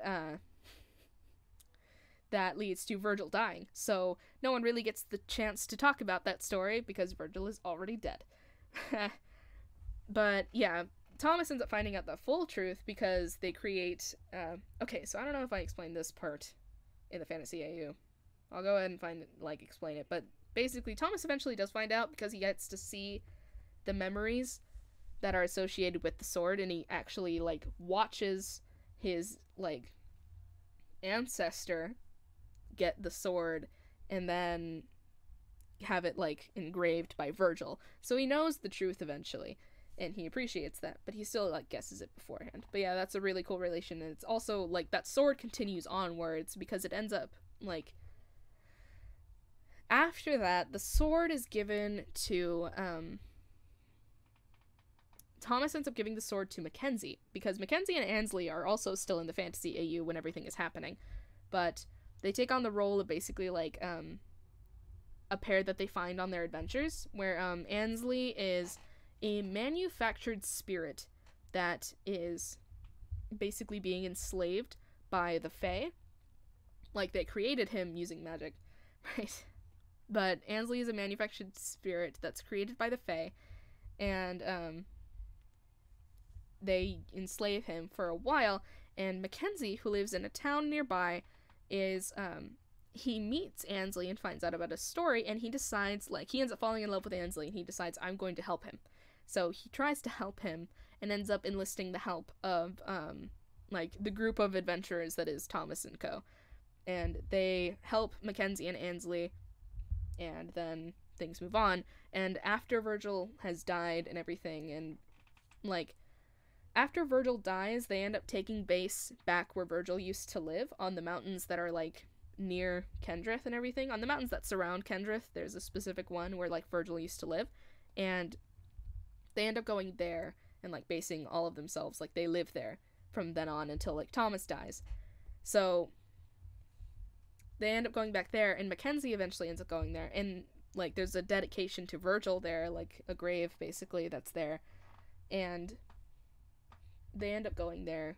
He ends up going, and Thomas gives him the sword, because, like, Thomas doesn't plan on going out and adventuring anymore, and he thinks that the sword should go to someone who will actually make good use of it. So he gives it to Mackenzie, and Mackenzie passes it down his family line. And, like, that ends up happening. So Mackenzie ends up with the sword. The sword is passed down the line again as a family heirloom. And eventually, the final Mackenzie, the one who ends up becoming the librarian in, like, the librarian AU, ends up giving that sword to Thomas again, but a reborn Thomas who ends up becoming, like, who ends up, his descendant becomes that king who adopts Virgil and gives Virgil the sword, which leads to Virgil taking the sword with him when he goes to be the librarian in Kendrith, which brings the sword back to Kendrith again, now as an actual, like, town instead of a kingdom and everything. And he brings the sword there. Kat ends up taking it for her adventures, but she does bring it back. And by the time she brings it back, Thomas has joined them in the librarian, like, at the library as one of the librarians, and he gets his sword back. So it goes, like, full circle. Everybody gets their hands on the sword, and it keeps getting passed back and forth between different people, but it always finds a way back to Thomas. So, yeah, interesting note about that sword. Yeah. But yeah, so that's a cool thing that I, like, figured out recently and took a hot second to get sorted in my head. But yeah, another fun thing about the universe, the fantasy AU going on to the actual, like, proper AU is how, thank you, I'm glad you like it, but, it's kind of how everyone dies, and that sounds really messed up, but it's also one of the main things that relates everything together is, for one, the books, which I mentioned in, like, the thing, and how they relate to the fantasy AU, basically, and I'm mentioning this because I mentioned before, like, how Thomas saw the memory to know about the past of the sword. The way that he did that was because at the end of the original story of the fantasy AU, after Virgil, like, dies and everything, and when Virgil dies, he turns into, like, flowers. A lot like how he dies in the original series, he just bursts into flowers. His corpse becomes a bunch of these little flowers that end up taking root, and it becomes the place where the Oracle Flower once was becomes this huge field of, like, little white flowers, but also Thomas and, like, Co, they take a little white flower with them and they plant it back at, like, Virgil's home, so they grow their own little field of flowers, along with keeping the original one alive. But, yeah, so Thomas does not use the Oracle Flower to wish that Virgil comes back, because he knows that that's not what Virgil would want. So instead, he accepts that Virgil is dead, and he takes the Oracle Flower, he seals it, and he takes it back to Kendrith, as he was told to do. And when they take it back, the king and queen, the monarchs, because it's Joan and Talon, but, the monarchs, they, like, thank him for getting it, but they're also like, we don't have anything to do with it. There's nothing that we specifically need the flower for. So, Thomas, because of all you've sacrificed and all you've done, what do you want to do with the flower? And Thomas, like, thinks about it, because he can use it as he wishes now, so he can wish for Virgil to come back, but he also thinks that if he does that, this will just happen again. There will be, like, another Virgil and Thomas will go out and try to, like, keep the Oracle Flower from spreading hundreds of years from now, because the Oracle Flower will appear again and again and again once it's used. So he's like, because it's just a thing about magic. The magic from the Oracle Flower is released when a wish is made, but it ends up manifesting again because it's still there. So instead, he decides, like, to make sure it never happens again, he wishes that the magic of the Oracle Flower, instead of being recreated for another flower, it's turned into something that's, like, maintainable. He basically wishes, like, something, I had a specific thing before, but it's along the lines of, like, I wish that the magic of the Oracle Flower could be controlled instead of, like, sealed away.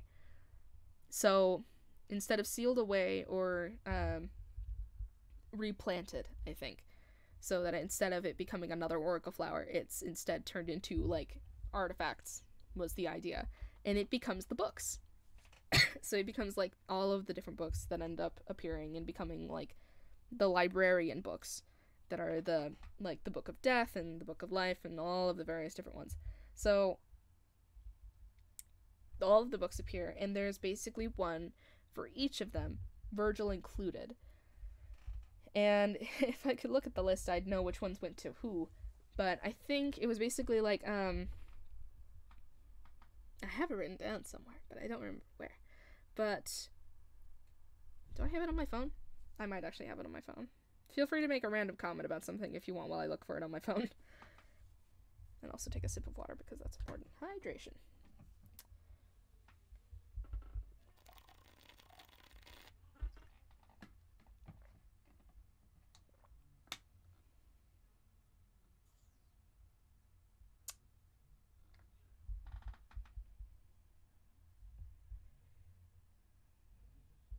Nope.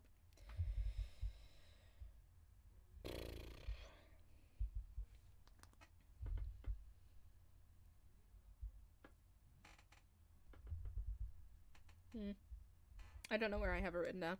It's probably on the... Actually, it's probably on the thing. On Tumblr. What?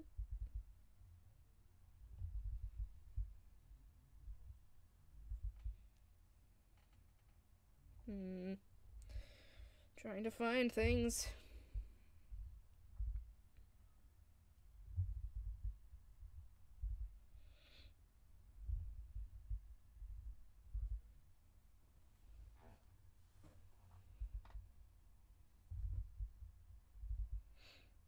Okay, yeah. Ah.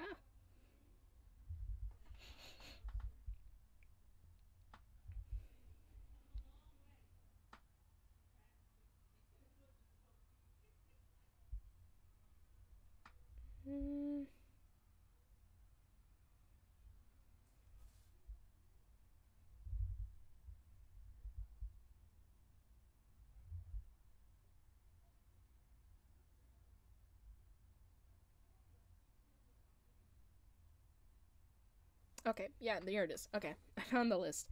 So it's 1, 2, 3, 4, 5, 6. Yeah, so there's 6 of them. And conveniently, there are 6 of like all the sides in Thomas. Not including Mackenzie and Ansley, because they're just not included in there. But that's just how that works. But each book goes to one of them. So the Book of Foresight, which allows you to see and manipulate the future, that one goes to Logan. Logan ends up with the Book of Foresight. So he ends up, Logan ends up seeing into the future and seeing like their destinies. So he ends up seeing all of their reincarnations.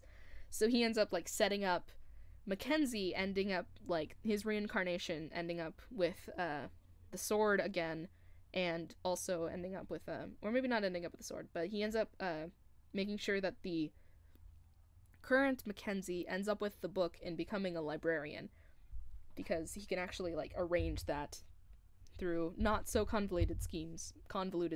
But yeah, he sees into the future and sees like all of them living on Kendrith together in the current day. So Logan has the Book of Foresight. The Book of Hindsight, which allows you to see and manipulate the past, ends up being Patton's book. So Patton ends up with the Book of Hindsight, and he ends up showing like Thomas and everyone how the sword was made, because Thomas asks. So he shows them how the sword is made and where it came from and how it ended up with the engraving and all of that. So yeah, so that's how they end up seeing that memory specifically, was because Patton decided to show it to them. So Patton has the Book of Hindsight. The Book of Creation, which allows you to create anything out of nothing, goes to Roman, of course, because it's very fitting.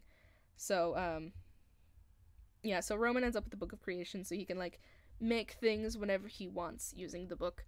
But he's also like, he makes sure that he uses it for good because he feels like he needs to and he's obligated to because he's responsible now.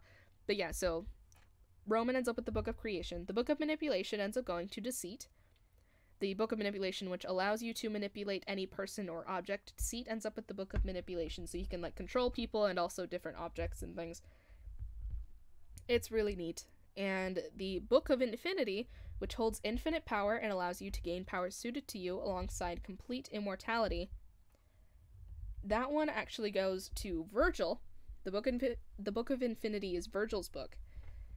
And it, yeah, Virgil's book, just, like, that's the one that Mackenzie ends up with. Eventually, and then eventually Virgil ends up with it again.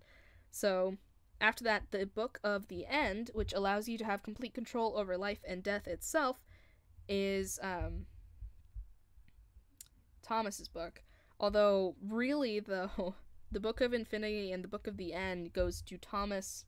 Like, both of them end up with Thomas because he controls them both since Virgil's not around after the books are created. So he watches over them, but no one actually becomes the librarian for the Book of Infinity because they don't want to become, like, immortal. So instead, I think, or maybe they, like, do temporarily, but Thomas refuses because he wants to, like, die of old age eventually. Kind of so he can, like, join Virgil, which is sad, but meh. Especially once Logan knows what'll happen in the future. He doesn't really tell them exactly because he feels like he shouldn't, but he does tell Thomas, like, he approves of Thomas's decision to go ahead and, like, die so that he can be with Virgil, because he will be with Virgil if he dies eventually once he's reborn again. So yeah, so those are the different books, and they belong to, like, one of each of them. And one of the things that I also figured out was that all of the books after Thomas dies, and it's really sad because they basically create this huge, like, temple that they all live in, and in the center of the temple there's this big courtyard that's filled with, like, the flower meadow of all of Virgil's flowers, as well as the original flower that they took with them. That was, like, the original one that came from his corpse directly, and that one's still growing in the middle, and around that little, like, plot with the flower in it, and in the middle of everything, is a statue version of, like, Virgil as a dragon. But it's, like, smaller, so it's conveniently sized to be in the courtyard, but it is a statue of Virgil as a dragon that's just, like, sleeping in the middle of the courtyard while kind of protecting within, like, his sleeping body this little flower. And when Thomas eventually dies of old age, he dies in the courtyard. He goes out in the courtyard and he, like, lays down as he would, like, as I imagine he would if Virgil as a dragon kind of, like, spent time with him. Or maybe, like, as he does. I still don't know if I have them discover that Virgil is a full-on dragon before then. I feel like no, because I kind of want his body to be, like, not there until the end, but I don't know. We'll see what happens. So, but at the end of it all, Thomas ends up dying, like, while resting against the sculpture of Virgil. And to sort of, like, respect his friend, Logan just turns his corpse into stone so that it's now a sculpture that's, like, it's a statue that's attached to Virgil. But alongside that, using Patton's book, because, like, or maybe using, like, somebody's book, he turns back time on Thomas's body. So it doesn't bring him back to life, but it makes him younger again. So now he's the age that, like, he was back when Virgil was still alive. So now it's the statue of, like, Thomas, like, the Thomas that was with Virgil when Virgil was around. Now it's, like, attached to Virgil there forever. So that's a really sad thing. And eventually, as the others, like, get older, they also end up, like, because they all have different lifespans because they're not human, but as they get older, they eventually also end up dying, and they go back to the temple to, like, die with Thomas and Virgil and their, like, statues, and they also get turned to stone by Logan, who ends up surviving, like, the longest out of all of them, and who ends up turning himself into stone at the very end of it. So the main part of this, though, of why I'm explaining this, is that after Thomas dies, the others all leave, and they go their separate ways, specifically because they need to make sure that librarians, like, new librarians, come along and take the books. So they need new people to take care of the books. So they go around the world, and they leave them in little temples and, like, little shrines and buildings and stuff, and they surround them in, like, puzzles and traps and stuff, and make sure that it's a difficult thing to accomplish to get the books, so that only people who are really worthy of using them, theoretically, should go and, like, be able to get them. And Virgil's book is specifically kept within the temple. Thomas's book is not, but Virgil's is. Thomas's book is taken by all of them, and they collectively take his book to probably somewhere else. I don't know where. Maybe where the Oracle Flower once was. They take Thomas's book there, and they make like an area for it where you have to go through a challenge to get it. And that's the Book of Life and Death. So that one goes somewhere. And Virgil's book is back at the like old temple where all the corpses end up being, and like it's actually kept with Thomas, like it's in his arms basically, and it's left there with Thomas and Virgil. And eventually, as everyone dies and the books are all placed where they need to be, Logan outlives everybody. He's already put his book elsewhere as well, and he makes sure that everything is set up by the time Mackenzie appears again. And Mackenzie appears as like a wandering adventurer who's down on his luck and who has nowhere to go, who appears at Logan's little library. Logan makes a little library in the middle of a forest nearby Kendrith, and Mackenzie ends up there and he becomes his apprentice librarian because he has nowhere else to go, and Logan is willing to take him in and accept him because it's Mackenzie, and also he knows that this Mackenzie is the one who's supposed to become the librarian for Virgil's book. So he takes in Mackenzie and he like has him be his apprentice until eventually it's time, and he knows that it's time for Mackenzie to become the librarian. And when that happens, he like sets him off to go on this adventure. And he sends him on the adventure. Mackenzie goes to like the temple up on the mountain where Virgil's home used to be, and he goes through all of the trials that are within the temple until he reaches the central courtyard, which is the end of the entire thing. And what he finds there is Logan on like his last legs, or Logan now turned into stone, but still carrying like each one of them has a little like trinket basically that they got from like one another through their travels and everything. One of Logan's things is like Logan has the pendant that he still has from back when they were like still there, and there is also like a scarf, a hat, and I think like a set of gloves or something, and each of them has something like special that Logan ends up taking after each one of them ends up dying, and those are not turned to stone. Instead, they're like set out, and basically like they're a gift to Mackenzie alongside the book, and there's also like a note that Logan left that explains things a little bit and like thanks him for being there and being his friend, and also for like taking the book and completing the trials and like going on to be a good librarian, as Logan, as the like librarian of foresight, knows he will be.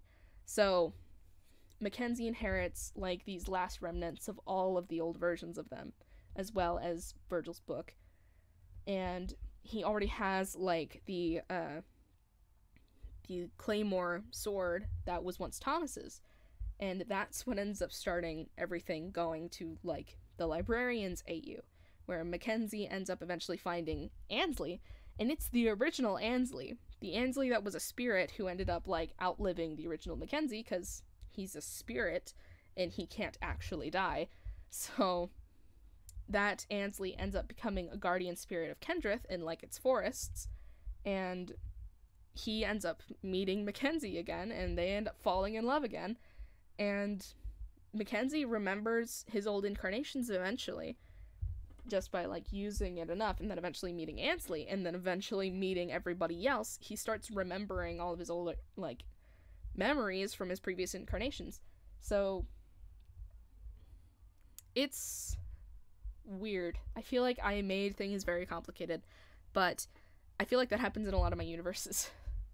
But yeah, the basic thing is that all of the universes are very much connected, and that was not what I meant to do originally, but it's what's happened. So that was also why I mentioned before that I was really that was my struggle before that I mentioned, where thank you, I'm glad that you like it, but that was the struggle I mentioned before, where it was like the like characters are now completely ingrained right, your heart. The characters are now completely ingrained in the story, so I don't have a choice. I have to write them in, because this suddenly happened, and now it's part of the story, so I can't really, like, not do it, because that would ruin the entire story now that it's already been constructed. So yeah, neat thing. The Librarians AU and the Fantasy AU are now the same AU, and they're also actually not an AU because they're actually part of my book. So, yep. Yeah. So that was an interesting event. So yeah, there's been a lot of developments on a lot of things. I've been figuring stuff out slowly but surely. You know, though, it's funny, right? It's canon now. It is canon. It is. It's confirmed. But funny thing is, though, that's not the most complicated way of describing all of the universes. If I were to really tell you about how all of the universes work, things would get real complicated. Because there's a lot of characters you don't know, but I know, that are in both the Cat's Tale stories and also the AUs. Well, not the AUs, in like the Librarian and Fantasy stories, that are also characters in completely different stories and other universes. And things get really complicated as the Cat's Tale stories go onwards, because Cat ends up, spoilers, Cat ends up in a completely different universe by the end of her series. And that leads to her meeting some other people that also exist in that universe. So, yeah, things get really complicated. I made everything very complicated, and it's been complicated, and I didn't know it was complicated. Fun fact, thank you, I'm glad that you're excited. But yeah, fun fact is that all of my stories are actually interconnected. Literally all of them.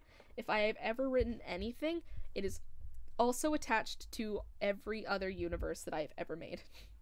Seriously, though, I make things way too complicated. I never mean to, but that's what happens.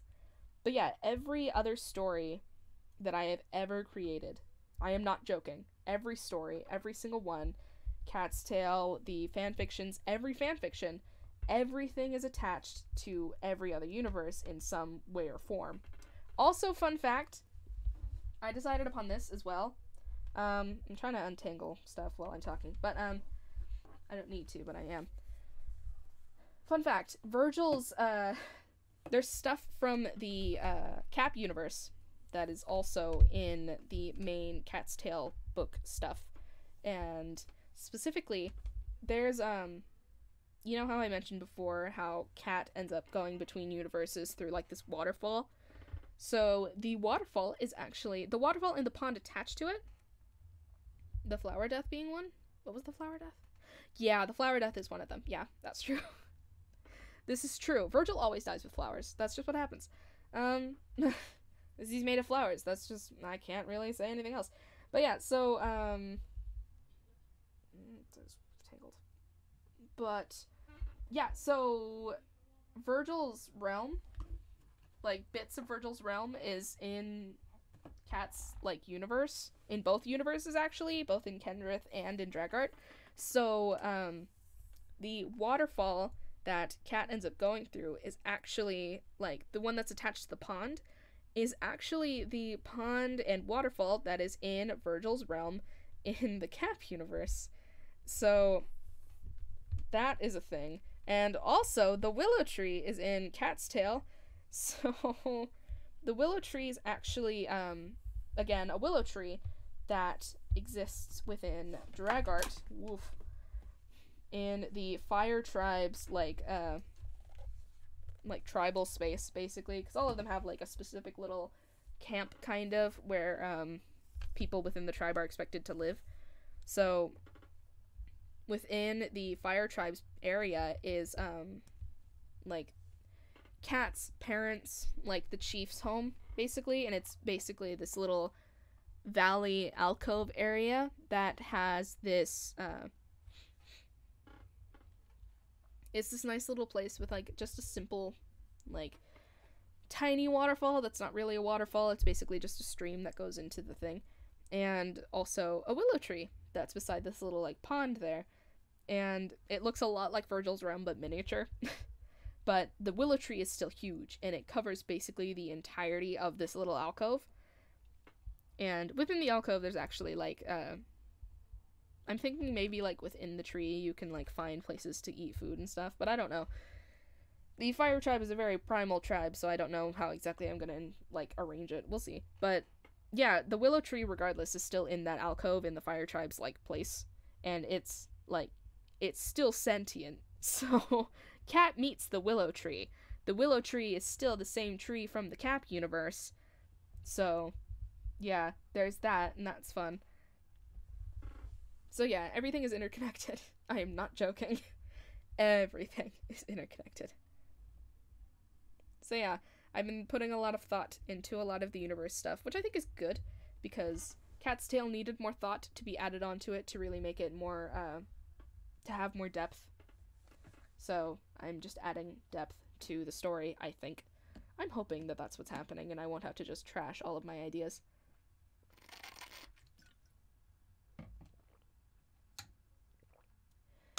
But yeah, delays on the plan, but I'm gonna try and finish it tonight. If I can't, then I will try to finish it tomorrow, and I will actually put up the first chapter and all of the other ones after that, including the epilogue, next week, starting on Monday. But yeah, so it's exciting. Also, fun idea, and I'm probably gonna put this on a Tumblr post just because I really like it. I like the show The Nanny. I don't know if you've heard of it, but it's an older show that's like, it's a sitcom, and it's ridiculous, but I love it. I love The Nanny. I own it on like DVD and I love it so much. So in the story, it's basically like have you heard of The Nanny? I don't know if you have, but if you haven't, I'm going to explain the basic premise. Then it's basically like this chick ends up going to work for this rich playwright who has 3 kids and whose wife is dead, and who has like a butler and an associate he works with who really likes him that he does not like back. Like, she's in love with him, but he does not love her back. So, and the characters are like, this chick, she ends up meeting this guy and going to them to try and sell like Mary Kay makeup products and everything. But since they don't need those, what ends up happening is that she ends up being hired as a nanny because she goes in there and she like volunteers to become the nanny. And instead of running away when the son that's among the 3 children like basically attacks her with a frog and pretends to die, instead of her freaking out, she's just super chill about it. So they decide to hire her because no one else is willing to be chill about it. So she becomes the nanny there, and that's why it's called The Nanny. And it's a really great sitcom. Eventually she ends up like, she and the playwright end up falling in love, and they eventually get married and have like twins, and it's adorable. And she like fully like becomes the mother of the 3 kids, and she becomes really like good friends with both the like so-called evil associate and also the butler, who's awesome, by the way. The butler, Niles, is my favorite. I love Niles. He has so much sass and I adore him.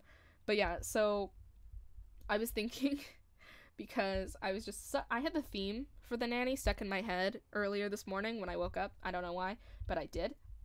And I was thinking about that, and I thought, like, what if there was an AU of the sides as characters from The Nanny? And I really got into it, and what it amounted to was the actual nanny, because I was thinking as well of like the brothers AU because I was responding to like messages from people and everything, and I was thinking about the brothers AU that I mentioned before. So I was just like Virgil as like Fran as the nanny, who comes in to like become the nanny for the kids and like take care of them and like marry the famous playwright. And Maxwell Sheffield, the playwright and rich guy that eventually ends up marrying Virgil, is Logan, because their personalities match pretty well, I think. So, because he's kind of snooty, but he's also not at all snooty, and he has a temper, and he has this tendency to just kind of like shout sometimes. So I was just like, alright, that's totally Logan. So without question, Virgil and Logan as the nanny and as Maxwell. So those are the 2 of the characters. Niles the butler is played by Roman because no one else would fit being like Niles, I think. It has to be Roman. All of that sass and the ridiculousness and the drama and like the quiet sort of like looking at people and being like, ha, this thing. Or actually, I don't know if it's going to be Roman. I'm torn between it being Roman or Deceit. I don't know what that was, but okay. Right? Yeah, it's gonna be analogical, that little, like, AU. But yeah, so, And I don't write about that a lot either, so I thought that it was pretty cool. But I don't know if I want, because I'm thinking, like, the sassy butler who's kind of, like, super shady. Like, he throws so much shade. He's just constantly, like, in the background being like, I'm not doing anything. Sometimes he'll, like, be dusting air while listening to people while they're, like, talking about stuff, and he's always up for, like, gossiping with Fran, the nanny. So I kind of feel like Niles might actually be better suited as, like, Deceit. You know what? Yeah, I think that Niles is better suited as Deceit. So D is Niles because he's super sarcastic and, like, he's so sarcastic and shady. So yeah, it's definitely Deceit now that I'm really thinking about it. And Roman is Cece, who is supposed to be, like, the, she's really, like, serious about, like, she's basically, like, she just helps the playwright with working on all of the work and everything. I forget what exactly Cece does, but she works with him, and, like, she really likes him. So, but she's also, like, really bad with kids. Like, really bad with kids. That's why she's, like, the evil person, because she's kind of, like, an asshole. And, I don't think it's because she wants to be one. I think it's just because she has a lot of priorities and she's very self-absorbed. And the more that I think about it, the more it fits Roman. Not to throw shade on Roman, but also a little to throw shade on Roman. So she's super self-absorbed and, like, very into, like, doing things for her own benefit. So she ends up helping a lot with a lot of that, but she's also super into Maxwell. But what ends up happening near the end of the series is that she and Niles hook up, and then they also fall in love and get married. It's really funny, though, because they're really mad about it at the beginning. Like, it was done on a drunk night, and then it just kept happening, and they were like, we're not okay with this, but now we're okay with this, eventually, when they were willing to admit they were okay with it. So, like, it's also gonna be like that. I really liked that part, too. But yeah, so Roman is Cece, and the associate and everything, and Deceit is definitely, like, Niles, because he'd make a perfect Niles. So, yeah, and then, oh, there's a cat over there. No, quit it. What are you doing? But yeah, and then Logan is Maxwell Sheffield, the playwright, and Virgil is the nanny, and the kids are, so the kids are, there's 3 kids that are there originally. Eventually there's also 2 twins, but they're just babies throughout the entire series, I think. I forget a lot of the last season, honestly. I haven't seen it in a long time. I only own the first, like, 3 seasons, I think, and there's, like, 5 or 6. I forget. But yeah, so one day I will have the entire series, and I will binge watch it every time I can. But for now. So yeah, there are 3 kids at the beginning that the nanny comes to take care of, and there's 2 daughters and 1 son. The eldest child is one of the daughters, and her name is Maggie, or Margaret, and she's very boy crazy, especially as the series goes on, and she's very into being, like, popular, and I think she ends up wanting to be, like, an actress. Is one of her things, is that she's very into performing and being an actress. Like, she starts off, I think, also playing, like, the French horn or something, but she's very, like, into that kind of stuff. So I decided that she's going to be, like, Thomas. Yeah, so Thomas ends up being Maggie, who ends up being the one who wants to be, like, an actress or an actor in Thomas's case, and he wants to go out and do all of this, and he ends up, like, falling in love with all of these guys. So, and, like, Virgil is both all for it, but also concerned about it because he needs to make sure that he's safe. So, but he, like, helps Thomas go and do all of his, like, teenage things that teenagers do while also trying to, like, help him out. Because one of the things with the nanny is that she's supposed to be super street smart because she lives on, like, Queens in New York City, and she has lived there all her life, so she's very, like, no nonsense. Like, I get what's good and what's not, and I understand what you're supposed to be doing. Like, she's not a fancy person like everyone in the family is. She's just like, I don't care what propriety says. I'm gonna make sure that you do the smart thing and you can survive living in New York, of all places. So, that's like the role Virgil takes on and ends up like taking care of all of the kids. But yeah, so eldest child is Thomas, who ends up being like kind of the boy crazy one, and he's just kind of Thomas basically in this AU. But yeah, so one of the kids is Thomas. The second eldest is the son, and his name is Brighton in the original one. And Brighton is a little shit. Like, he's an asshole. He's mean and he doesn't care. He makes fun of people all the time. But on the inside, Brighton is also very, like, he just wants to, like, he wants his, like, dad to be proud. And he misses his mom, who died. Like, they all miss their mom. But Brighton, as much as he is a little shit, he's still a nice person on the, like, he's still a nice kid. He's just really angry. So, and he also just, like, he's willing to do what he wants to get what he wants, basically. But yeah, so Brighton is Mackenzie, because no one else could be Brighton but Mackenzie. So, that's that. What? I don't know if you can hear that. There's a cat behind me and she's meowing. Hi. What? Come here. Oh, no. Come here. You should jump up here. No. Alright. But yeah, so Brighton is Mackenzie, because no one else could play Brighton, and honestly, no other role would fit Mackenzie better than Brighton. So, he's the little shit, like, younger brother who's the middle child. And the youngest is Gracie. And she is... So she has to go to therapy a lot because, like, her mom died. And, right? So she's put into therapy because they're worried about how she's going to deal with it. And Gracie is very smart. I'm glad you can hear her. But, Gracie's very smart. But she's also, like, a quiet kid who's been in therapy since she was, like, 4. So she ends up being a really weird kid, too. And, like, it's because it's the classic sort of, like, movie therapy that kind of ends up being really, like, weird. And because Gracie is really smart, she ends up learning a lot about, the clinical stuff involved in therapy. So she ends up learning a lot about psychology at an early age. So she ends up being a very smart, and she's kind of like the classic genius kid that has issues socializing because she doesn't really get it. So Gracie is kind of like how I was as a child, where it was really hard to make friends because I had too big of a, like, vocabulary. Yeah, it's definitely Ansley.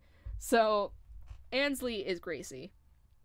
Because, like, Ansley fits the quiet, sort of, like, lonely youngest child who ends up creating, like, an imaginary friend and then murders that imaginary friend because finally the imaginary friend is no longer needed because, like, they're not lonely anymore, so they don't need an imaginary friend, which is one of the plot lines that happen in the stories. But anyways, yeah, so Gracie is Ansley. Ansley is the youngest child, and he's kind of, like, troubled as well because he doesn't really remember their mom because he was too young to remember her, and that really bothers him, and, like, dealing with your mom dying is really harsh. So they all have their issues, but as the youngest child, sometimes that kind of tends to, like, as the youngest myself, I can kind of understand that it's like, as the youngest, a lot of things ends up happening in the family that everyone wants to protect you from, but you find out about it anyways. And protecting you from it, if anything, usually ends up making it worse. So it kind of makes it feel more like you're just being separated from everything. So that's kind of what happened to Gracie, and I feel like that fits a lot with how Ansley is as a person and kind of like how that would affect him too. So Ansley is the youngest child. Also because Gracie, as she gets older and everything, she kind of gains the mixed personality of her two older siblings, so she's also a little shit, but she's also, like, weirdly more mature than both of her siblings, which I feel is also appropriate to what happened to me, because when you have older siblings, you tend to hang out with them more than other people. So that ends up leaving you with a lot more, like, experiencing a lot of things earlier than you probably should. So, yeah. So that's Ansley. And that's not where it ends, though, because Patton has not been mentioned yet. And Patton is actually going to take on one of the extra roles outside of the main family. Patton is going to be Valerie, or Val. Val is Fran's best friend, the nanny's best friend, who was there when, before they end up working as the nanny. So Patton is, like, Virgil's childhood friend in this story. And they've been, like, together with each other and, like, around each other as best friends for years and years and years. And, like, Patton supports Virgil all the way and keeps showing up at, like, the Sheffield house to meet the kids and, like, Maxwell and Niles and, like, Cece and everything. So Patton comes over to see everybody and, like, basically becomes part of the family alongside being with, like, Virgil all the time. So Patton is Virgil's best friend. Patton is Virgil's, like, rock outside of all of this stuff that's happening and is there to support Virgil all the way. So yeah, I was really happy about that part. I felt like it was pretty, like, conveniently placed that Valerie would have, like, the perfect spot for, like, Patton to sit on. And past that, Talon and Joan are also characters in here, and the reason why is because one of the, like, a couple of other main characters that tend to be in the series are the nanny's parents, or, like, the nanny's mom and her grandmother, who keep showing up at the house because Fran, who's in there, Fran Fine, the nanny, is very much like a girl who lives in a Jewish family in Queens. And from what I've gathered from the show as a stereotype, and also from actually a lot of people saying stuff online, I don't know if it's true, but one of the main, like, stereotypes is basically, like, it's a really good series. I would recommend watching it. Like, at some point, maybe we can, like, watch it together using Rabbit on my computer or something. I don't know if that would work, but that would be neat. It's really hard to find the series. Like, I don't know. It's not on Netflix, I don't think, and it's not on Hulu, I don't think. Like, I looked for it for ages, and I could not find it, but I'm so glad that I own it now. It used to be on Nick at Night. Like, on Nickelodeon, it used to play all the time at night, but now they don't play it, which is depressing. So, that's a really good, like, series. But yeah, so, Fran ends up, like, hanging out with her mom and her grandma a lot, because, like, they're really close, and she loves her mom and her grandma and everything, and her dad, too, but her dad is usually, like, just kind of in the background. Morty, who, like, Sylvia Fine, her mom, ends up kind of just shouting at a lot. He is never really seen. You see his toupee a lot getting, like, taken care of and maintained by Sylvia, but past that, you don't really see Morty a lot. You just know that he's apparently a fat guy who kind of, like, munches a lot on sweets and who tends to just chill out watching football in, like, the bedroom elsewhere. So, you don't see Morty a lot, but he's there. But anyways, Talon and Joan are actually going to be,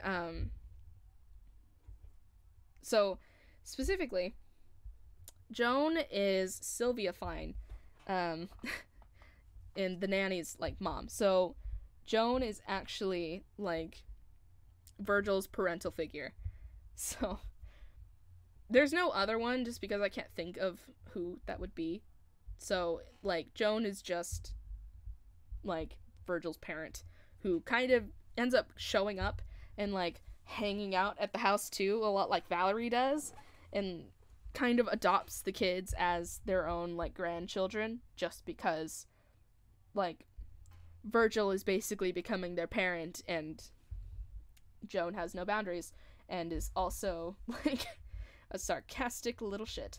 So it fits the character very well. So Joan is Sylvia Fine, and the nanny's grandparent is Talon. And that fits because Talon is a sweetheart, and I love Talon, and Talon is adorable. But Yetta Fine, her name is Yetta in the series. She is a little bit senile and a little bit crazy, but she also knows what she's talking about, which is weird, but she does. So, she's very abrasive, but also she's still, like, a grandmother. And I feel like that fits Talon so well. Also, one of my favorite things about Yetta is the fact that, like, Yetta has this ridiculously, like, large poof of hair. And it's, like, I think at the very beginning of the series, it was literally bright blue. And it's just this bright blue poof of hair that's just, like, seriously curled and held up by, like, a bandana.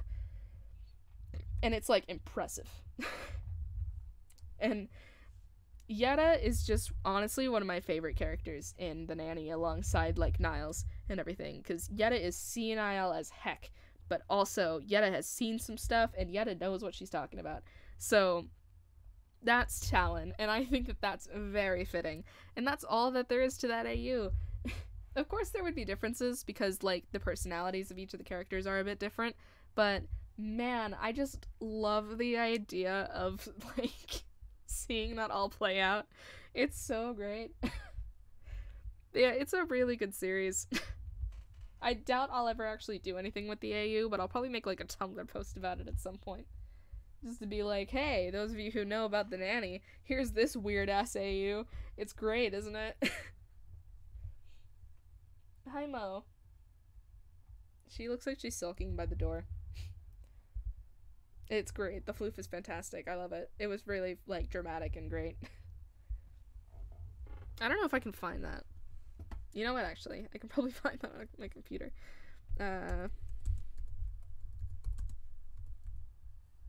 Yeah.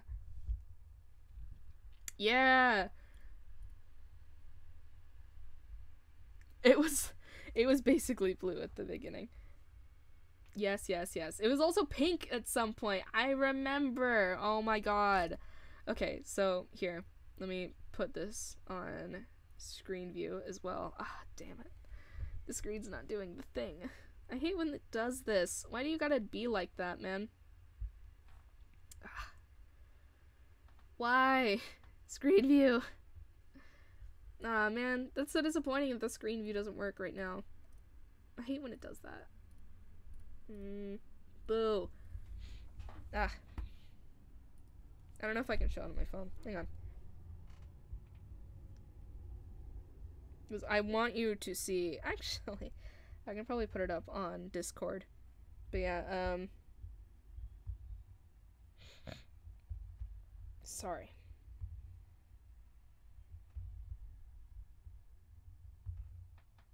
But yeah, like, okay, so I don't know if you can see it on there. Sorry. Ah. There we go. That's Yetta. That's who Talon would be. Yetta is great. And, like, just, man, Yetta is one of my favorite characters, honestly. Here. More images of Yetta. I'm not kidding. Like, Yetta's hair was one of the most dramatic things, and I loved it. Look at that floof. Look at that poof. It's so great. Yeah, and the one alongside her in, like, this image specifically, if it would, like, be willing to cooperate. Yeah, that's Sylvia sitting beside her. That's, like, the mom. Sorry, my hands are moving a lot, so it's, like, the brightness is being weird. But yeah, hi! I know. What's up? Right? Yeah, it's great. I love it. And I feel like that would fit Talon so well. So yeah, there's that IU. I was thinking about that a lot earlier. Because I don't know why, but, like, the opening to The Nanny was, like, in my head. I wonder if I can play that at least. Because I know that the actual, like, visual for the stream is gone right now. I don't like that it does that sometimes. I wish I knew why, but, well, it is what it is. But yeah. Oh, the demo for Kindergarten 2 is happening. That's neat.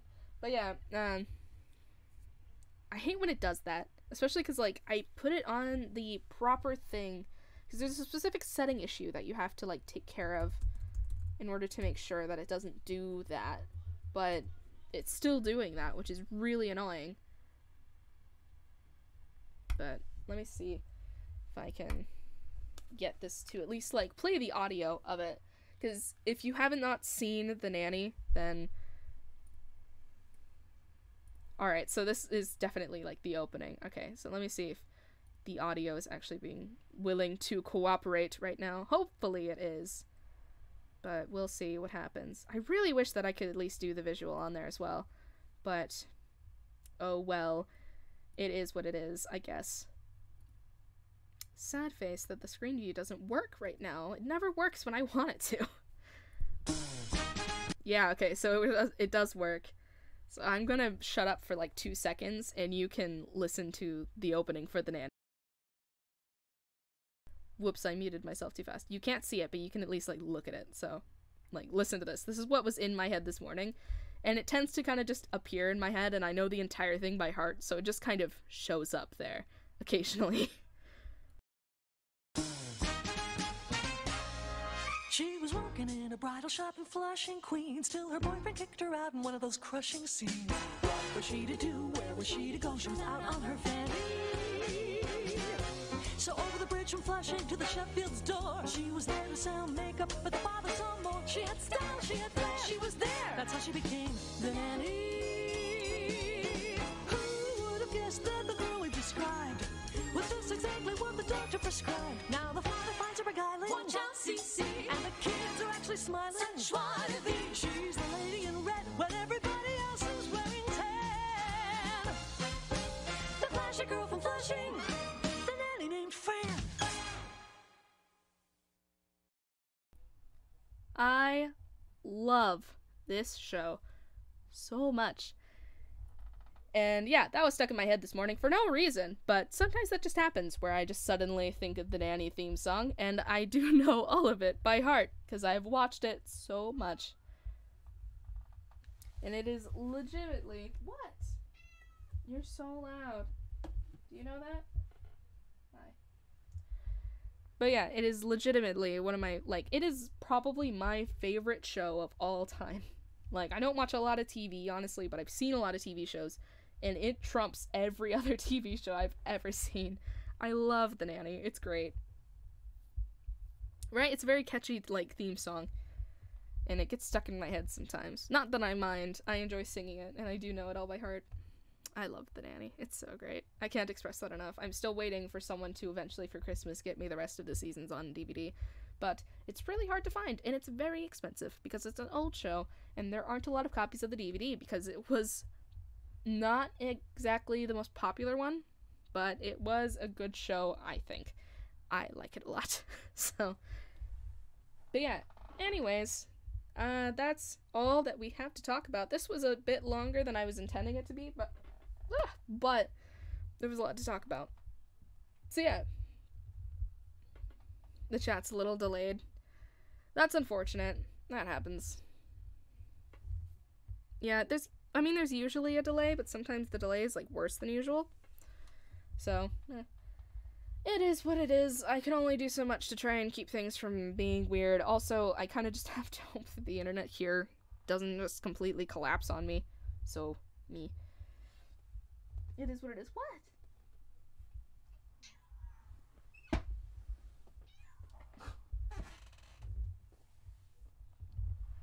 What do you want? But yeah.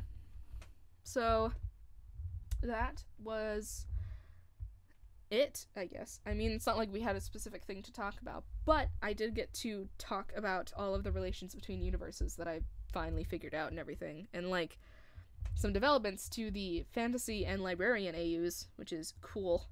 So, that's neat. And also the nanny AU, which is awesome because I like that AU.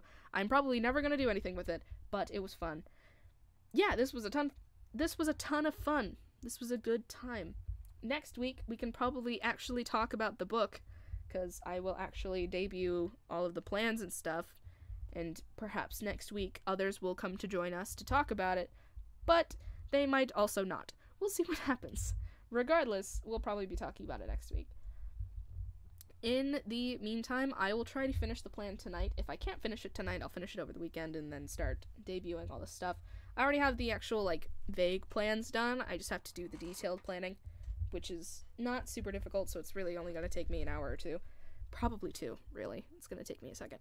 But, yeah, so that'll be done. that's super exciting. And then I'll start actually working on, like, full-on writing stuff after next week, or probably during next week, really. I'll work on writing stuff next week and, like, correct according to what the beta testing stuff says afterwards. We'll just go with that. But yeah, super exciting, much fun. Christmas album stuff, cool developments. I'm super excited. There's a lot of cool stuff happening. Book's gonna be done by the end of December, so looking forward to getting that published in January so that it's actually out and about in January and people can purchase it. And hopefully I can contact Thomas beforehand and maybe hopefully get permission to keep the characters' names in the story, because then that would also mean a collaboration and also, like, advertisements, which would be nice. What? What? No. What?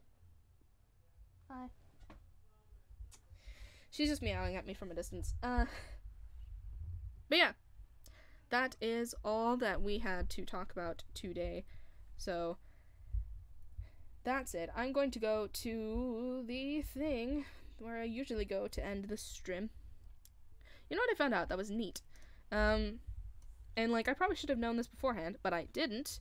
But I do now, and I think it's interesting, is that, the songs that I've been playing at the end of the videos and everything are actually, copyright free. So you're, like, allowed to, right? Excitement! There is a big stream delay for the chat. Weird. But, the songs on there are actually free to be played on, like, other people's videos and stuff, and during live streams and everything. So, I was playing them because it's not like I'm monetizing these videos or anything, so it wouldn't really matter if I had copyright strikes at the very end of it. And I was kind of hoping that they just wouldn't, and that if they did, I was planning on just, like, getting rid of that part of the stream, because that's easy enough to do. But turns out I don't have to worry about that, because the songs are actually permitted to be played by other people as long as you, like, credit it and start putting stuff in the description, which I'm going to start doing soon. Probably later today or tomorrow. Probably tomorrow, because I'm going to be working on video stuff for my dad as well. But yeah, I just thought that was really neat. So the songs I've been playing are actually, like, I am permitted to play them, which is cool, because I didn't know if that was actually the case or not. So, yeah, neat thing about that I am quite pleased about. Especially because I really like those songs, so I'm glad that I'm able to play them at the end of, like, I have been. What? I don't know if that was from the cat or if my chair just did something weird, but whatever. It is what it is. I'm gonna put my headphones on so I can listen to the music alongside you. And then I'm going to play us out. Yeah. Play me out, Johnny. I watched ADSF movies, or ASDF movies recently, and it was really funny. Anyways, I'm gonna go. It's been fun, and I will see you on Wednesday again. I was also thinking, real quick question. Like, I know there's a delay with the chat and everything, but I'm willing to wait a second and, like, sip water. But, question. Should I do more streams during the week, or just the 2? Because I'm totally okay with, like, adding on an extra day, like, during the week. Like, I don't know, Saturdays or, like, Mondays or something. I don't know when it would also be a good time, but I'm willing to do a 3rd stream during the week, because that could be fun.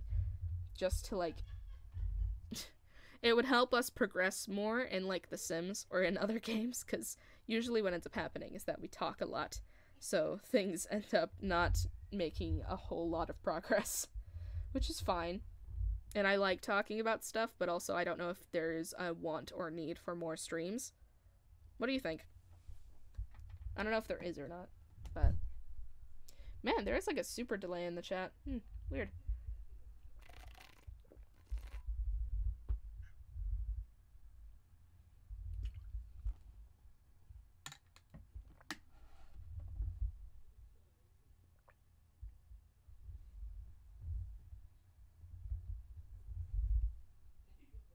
Just sitting here in silence while I wait for the stream to catch up.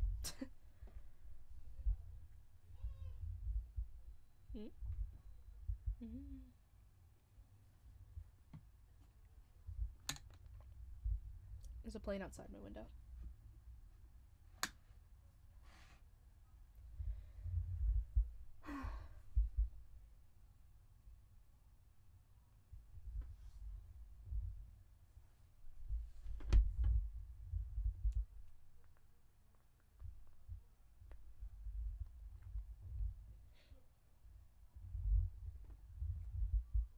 Three days?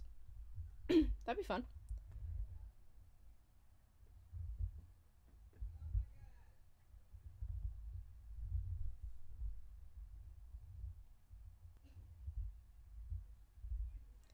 Okay. What day of the week should we do for the streams?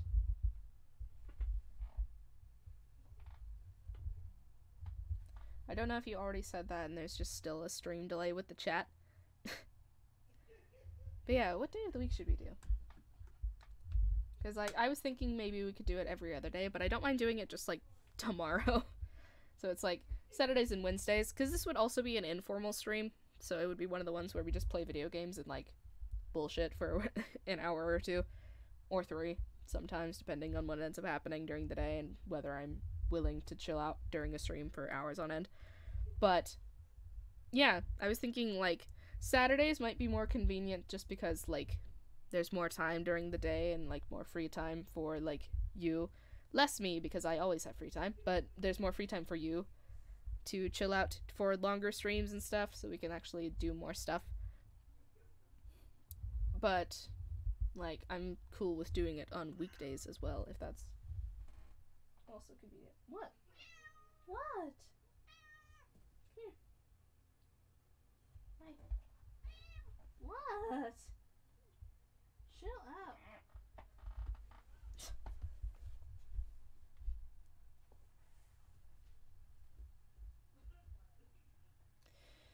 The nanny theme is still stuck in my head. I listen to that theme in every episode, too. It's no wonder that I have it memorized. I just heard it over and over and over again for hours and hours.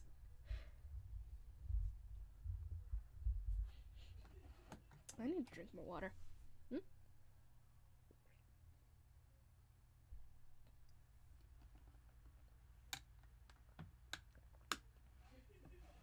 Alright. Saturdays sound good. Same time, probably.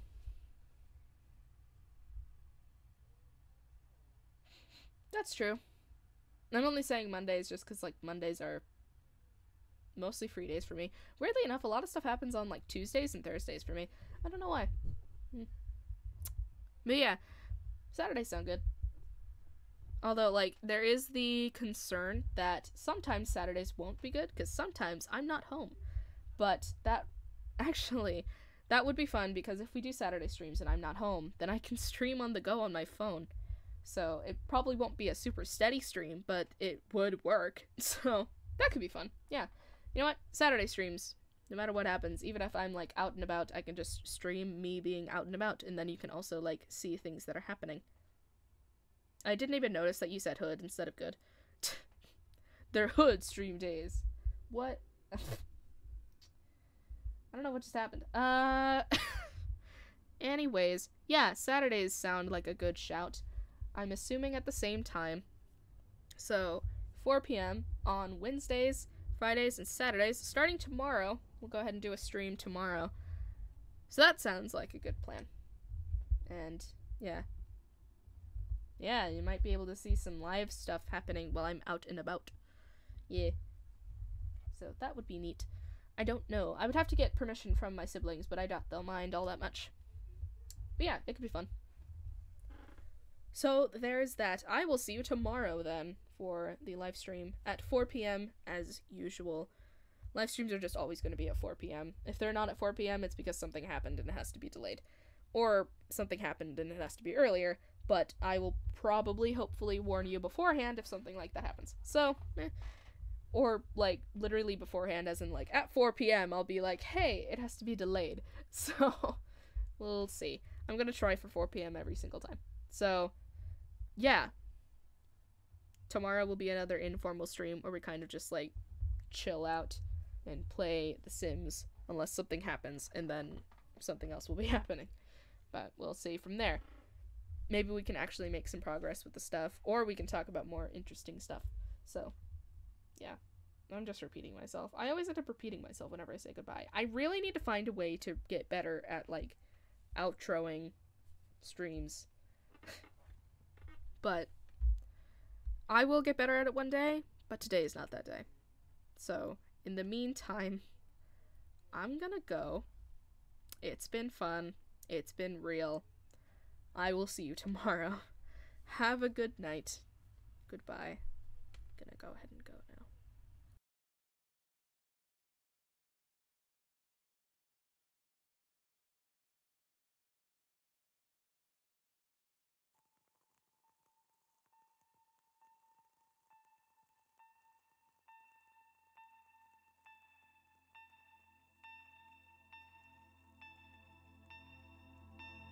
Do you know the way back to other days when my heart was innocent? I cashed it in for pocket change, lost my way with nothing gained.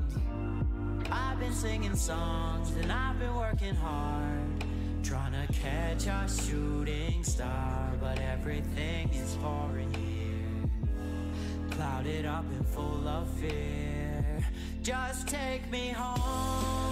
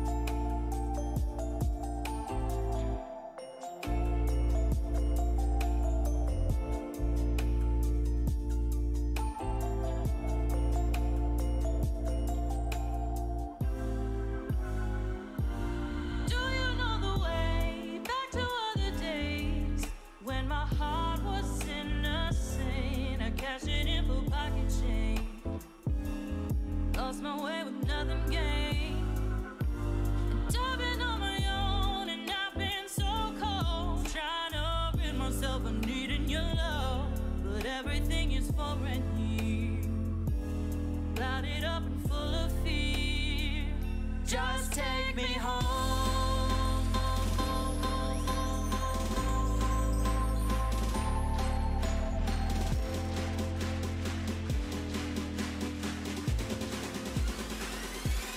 Take me home.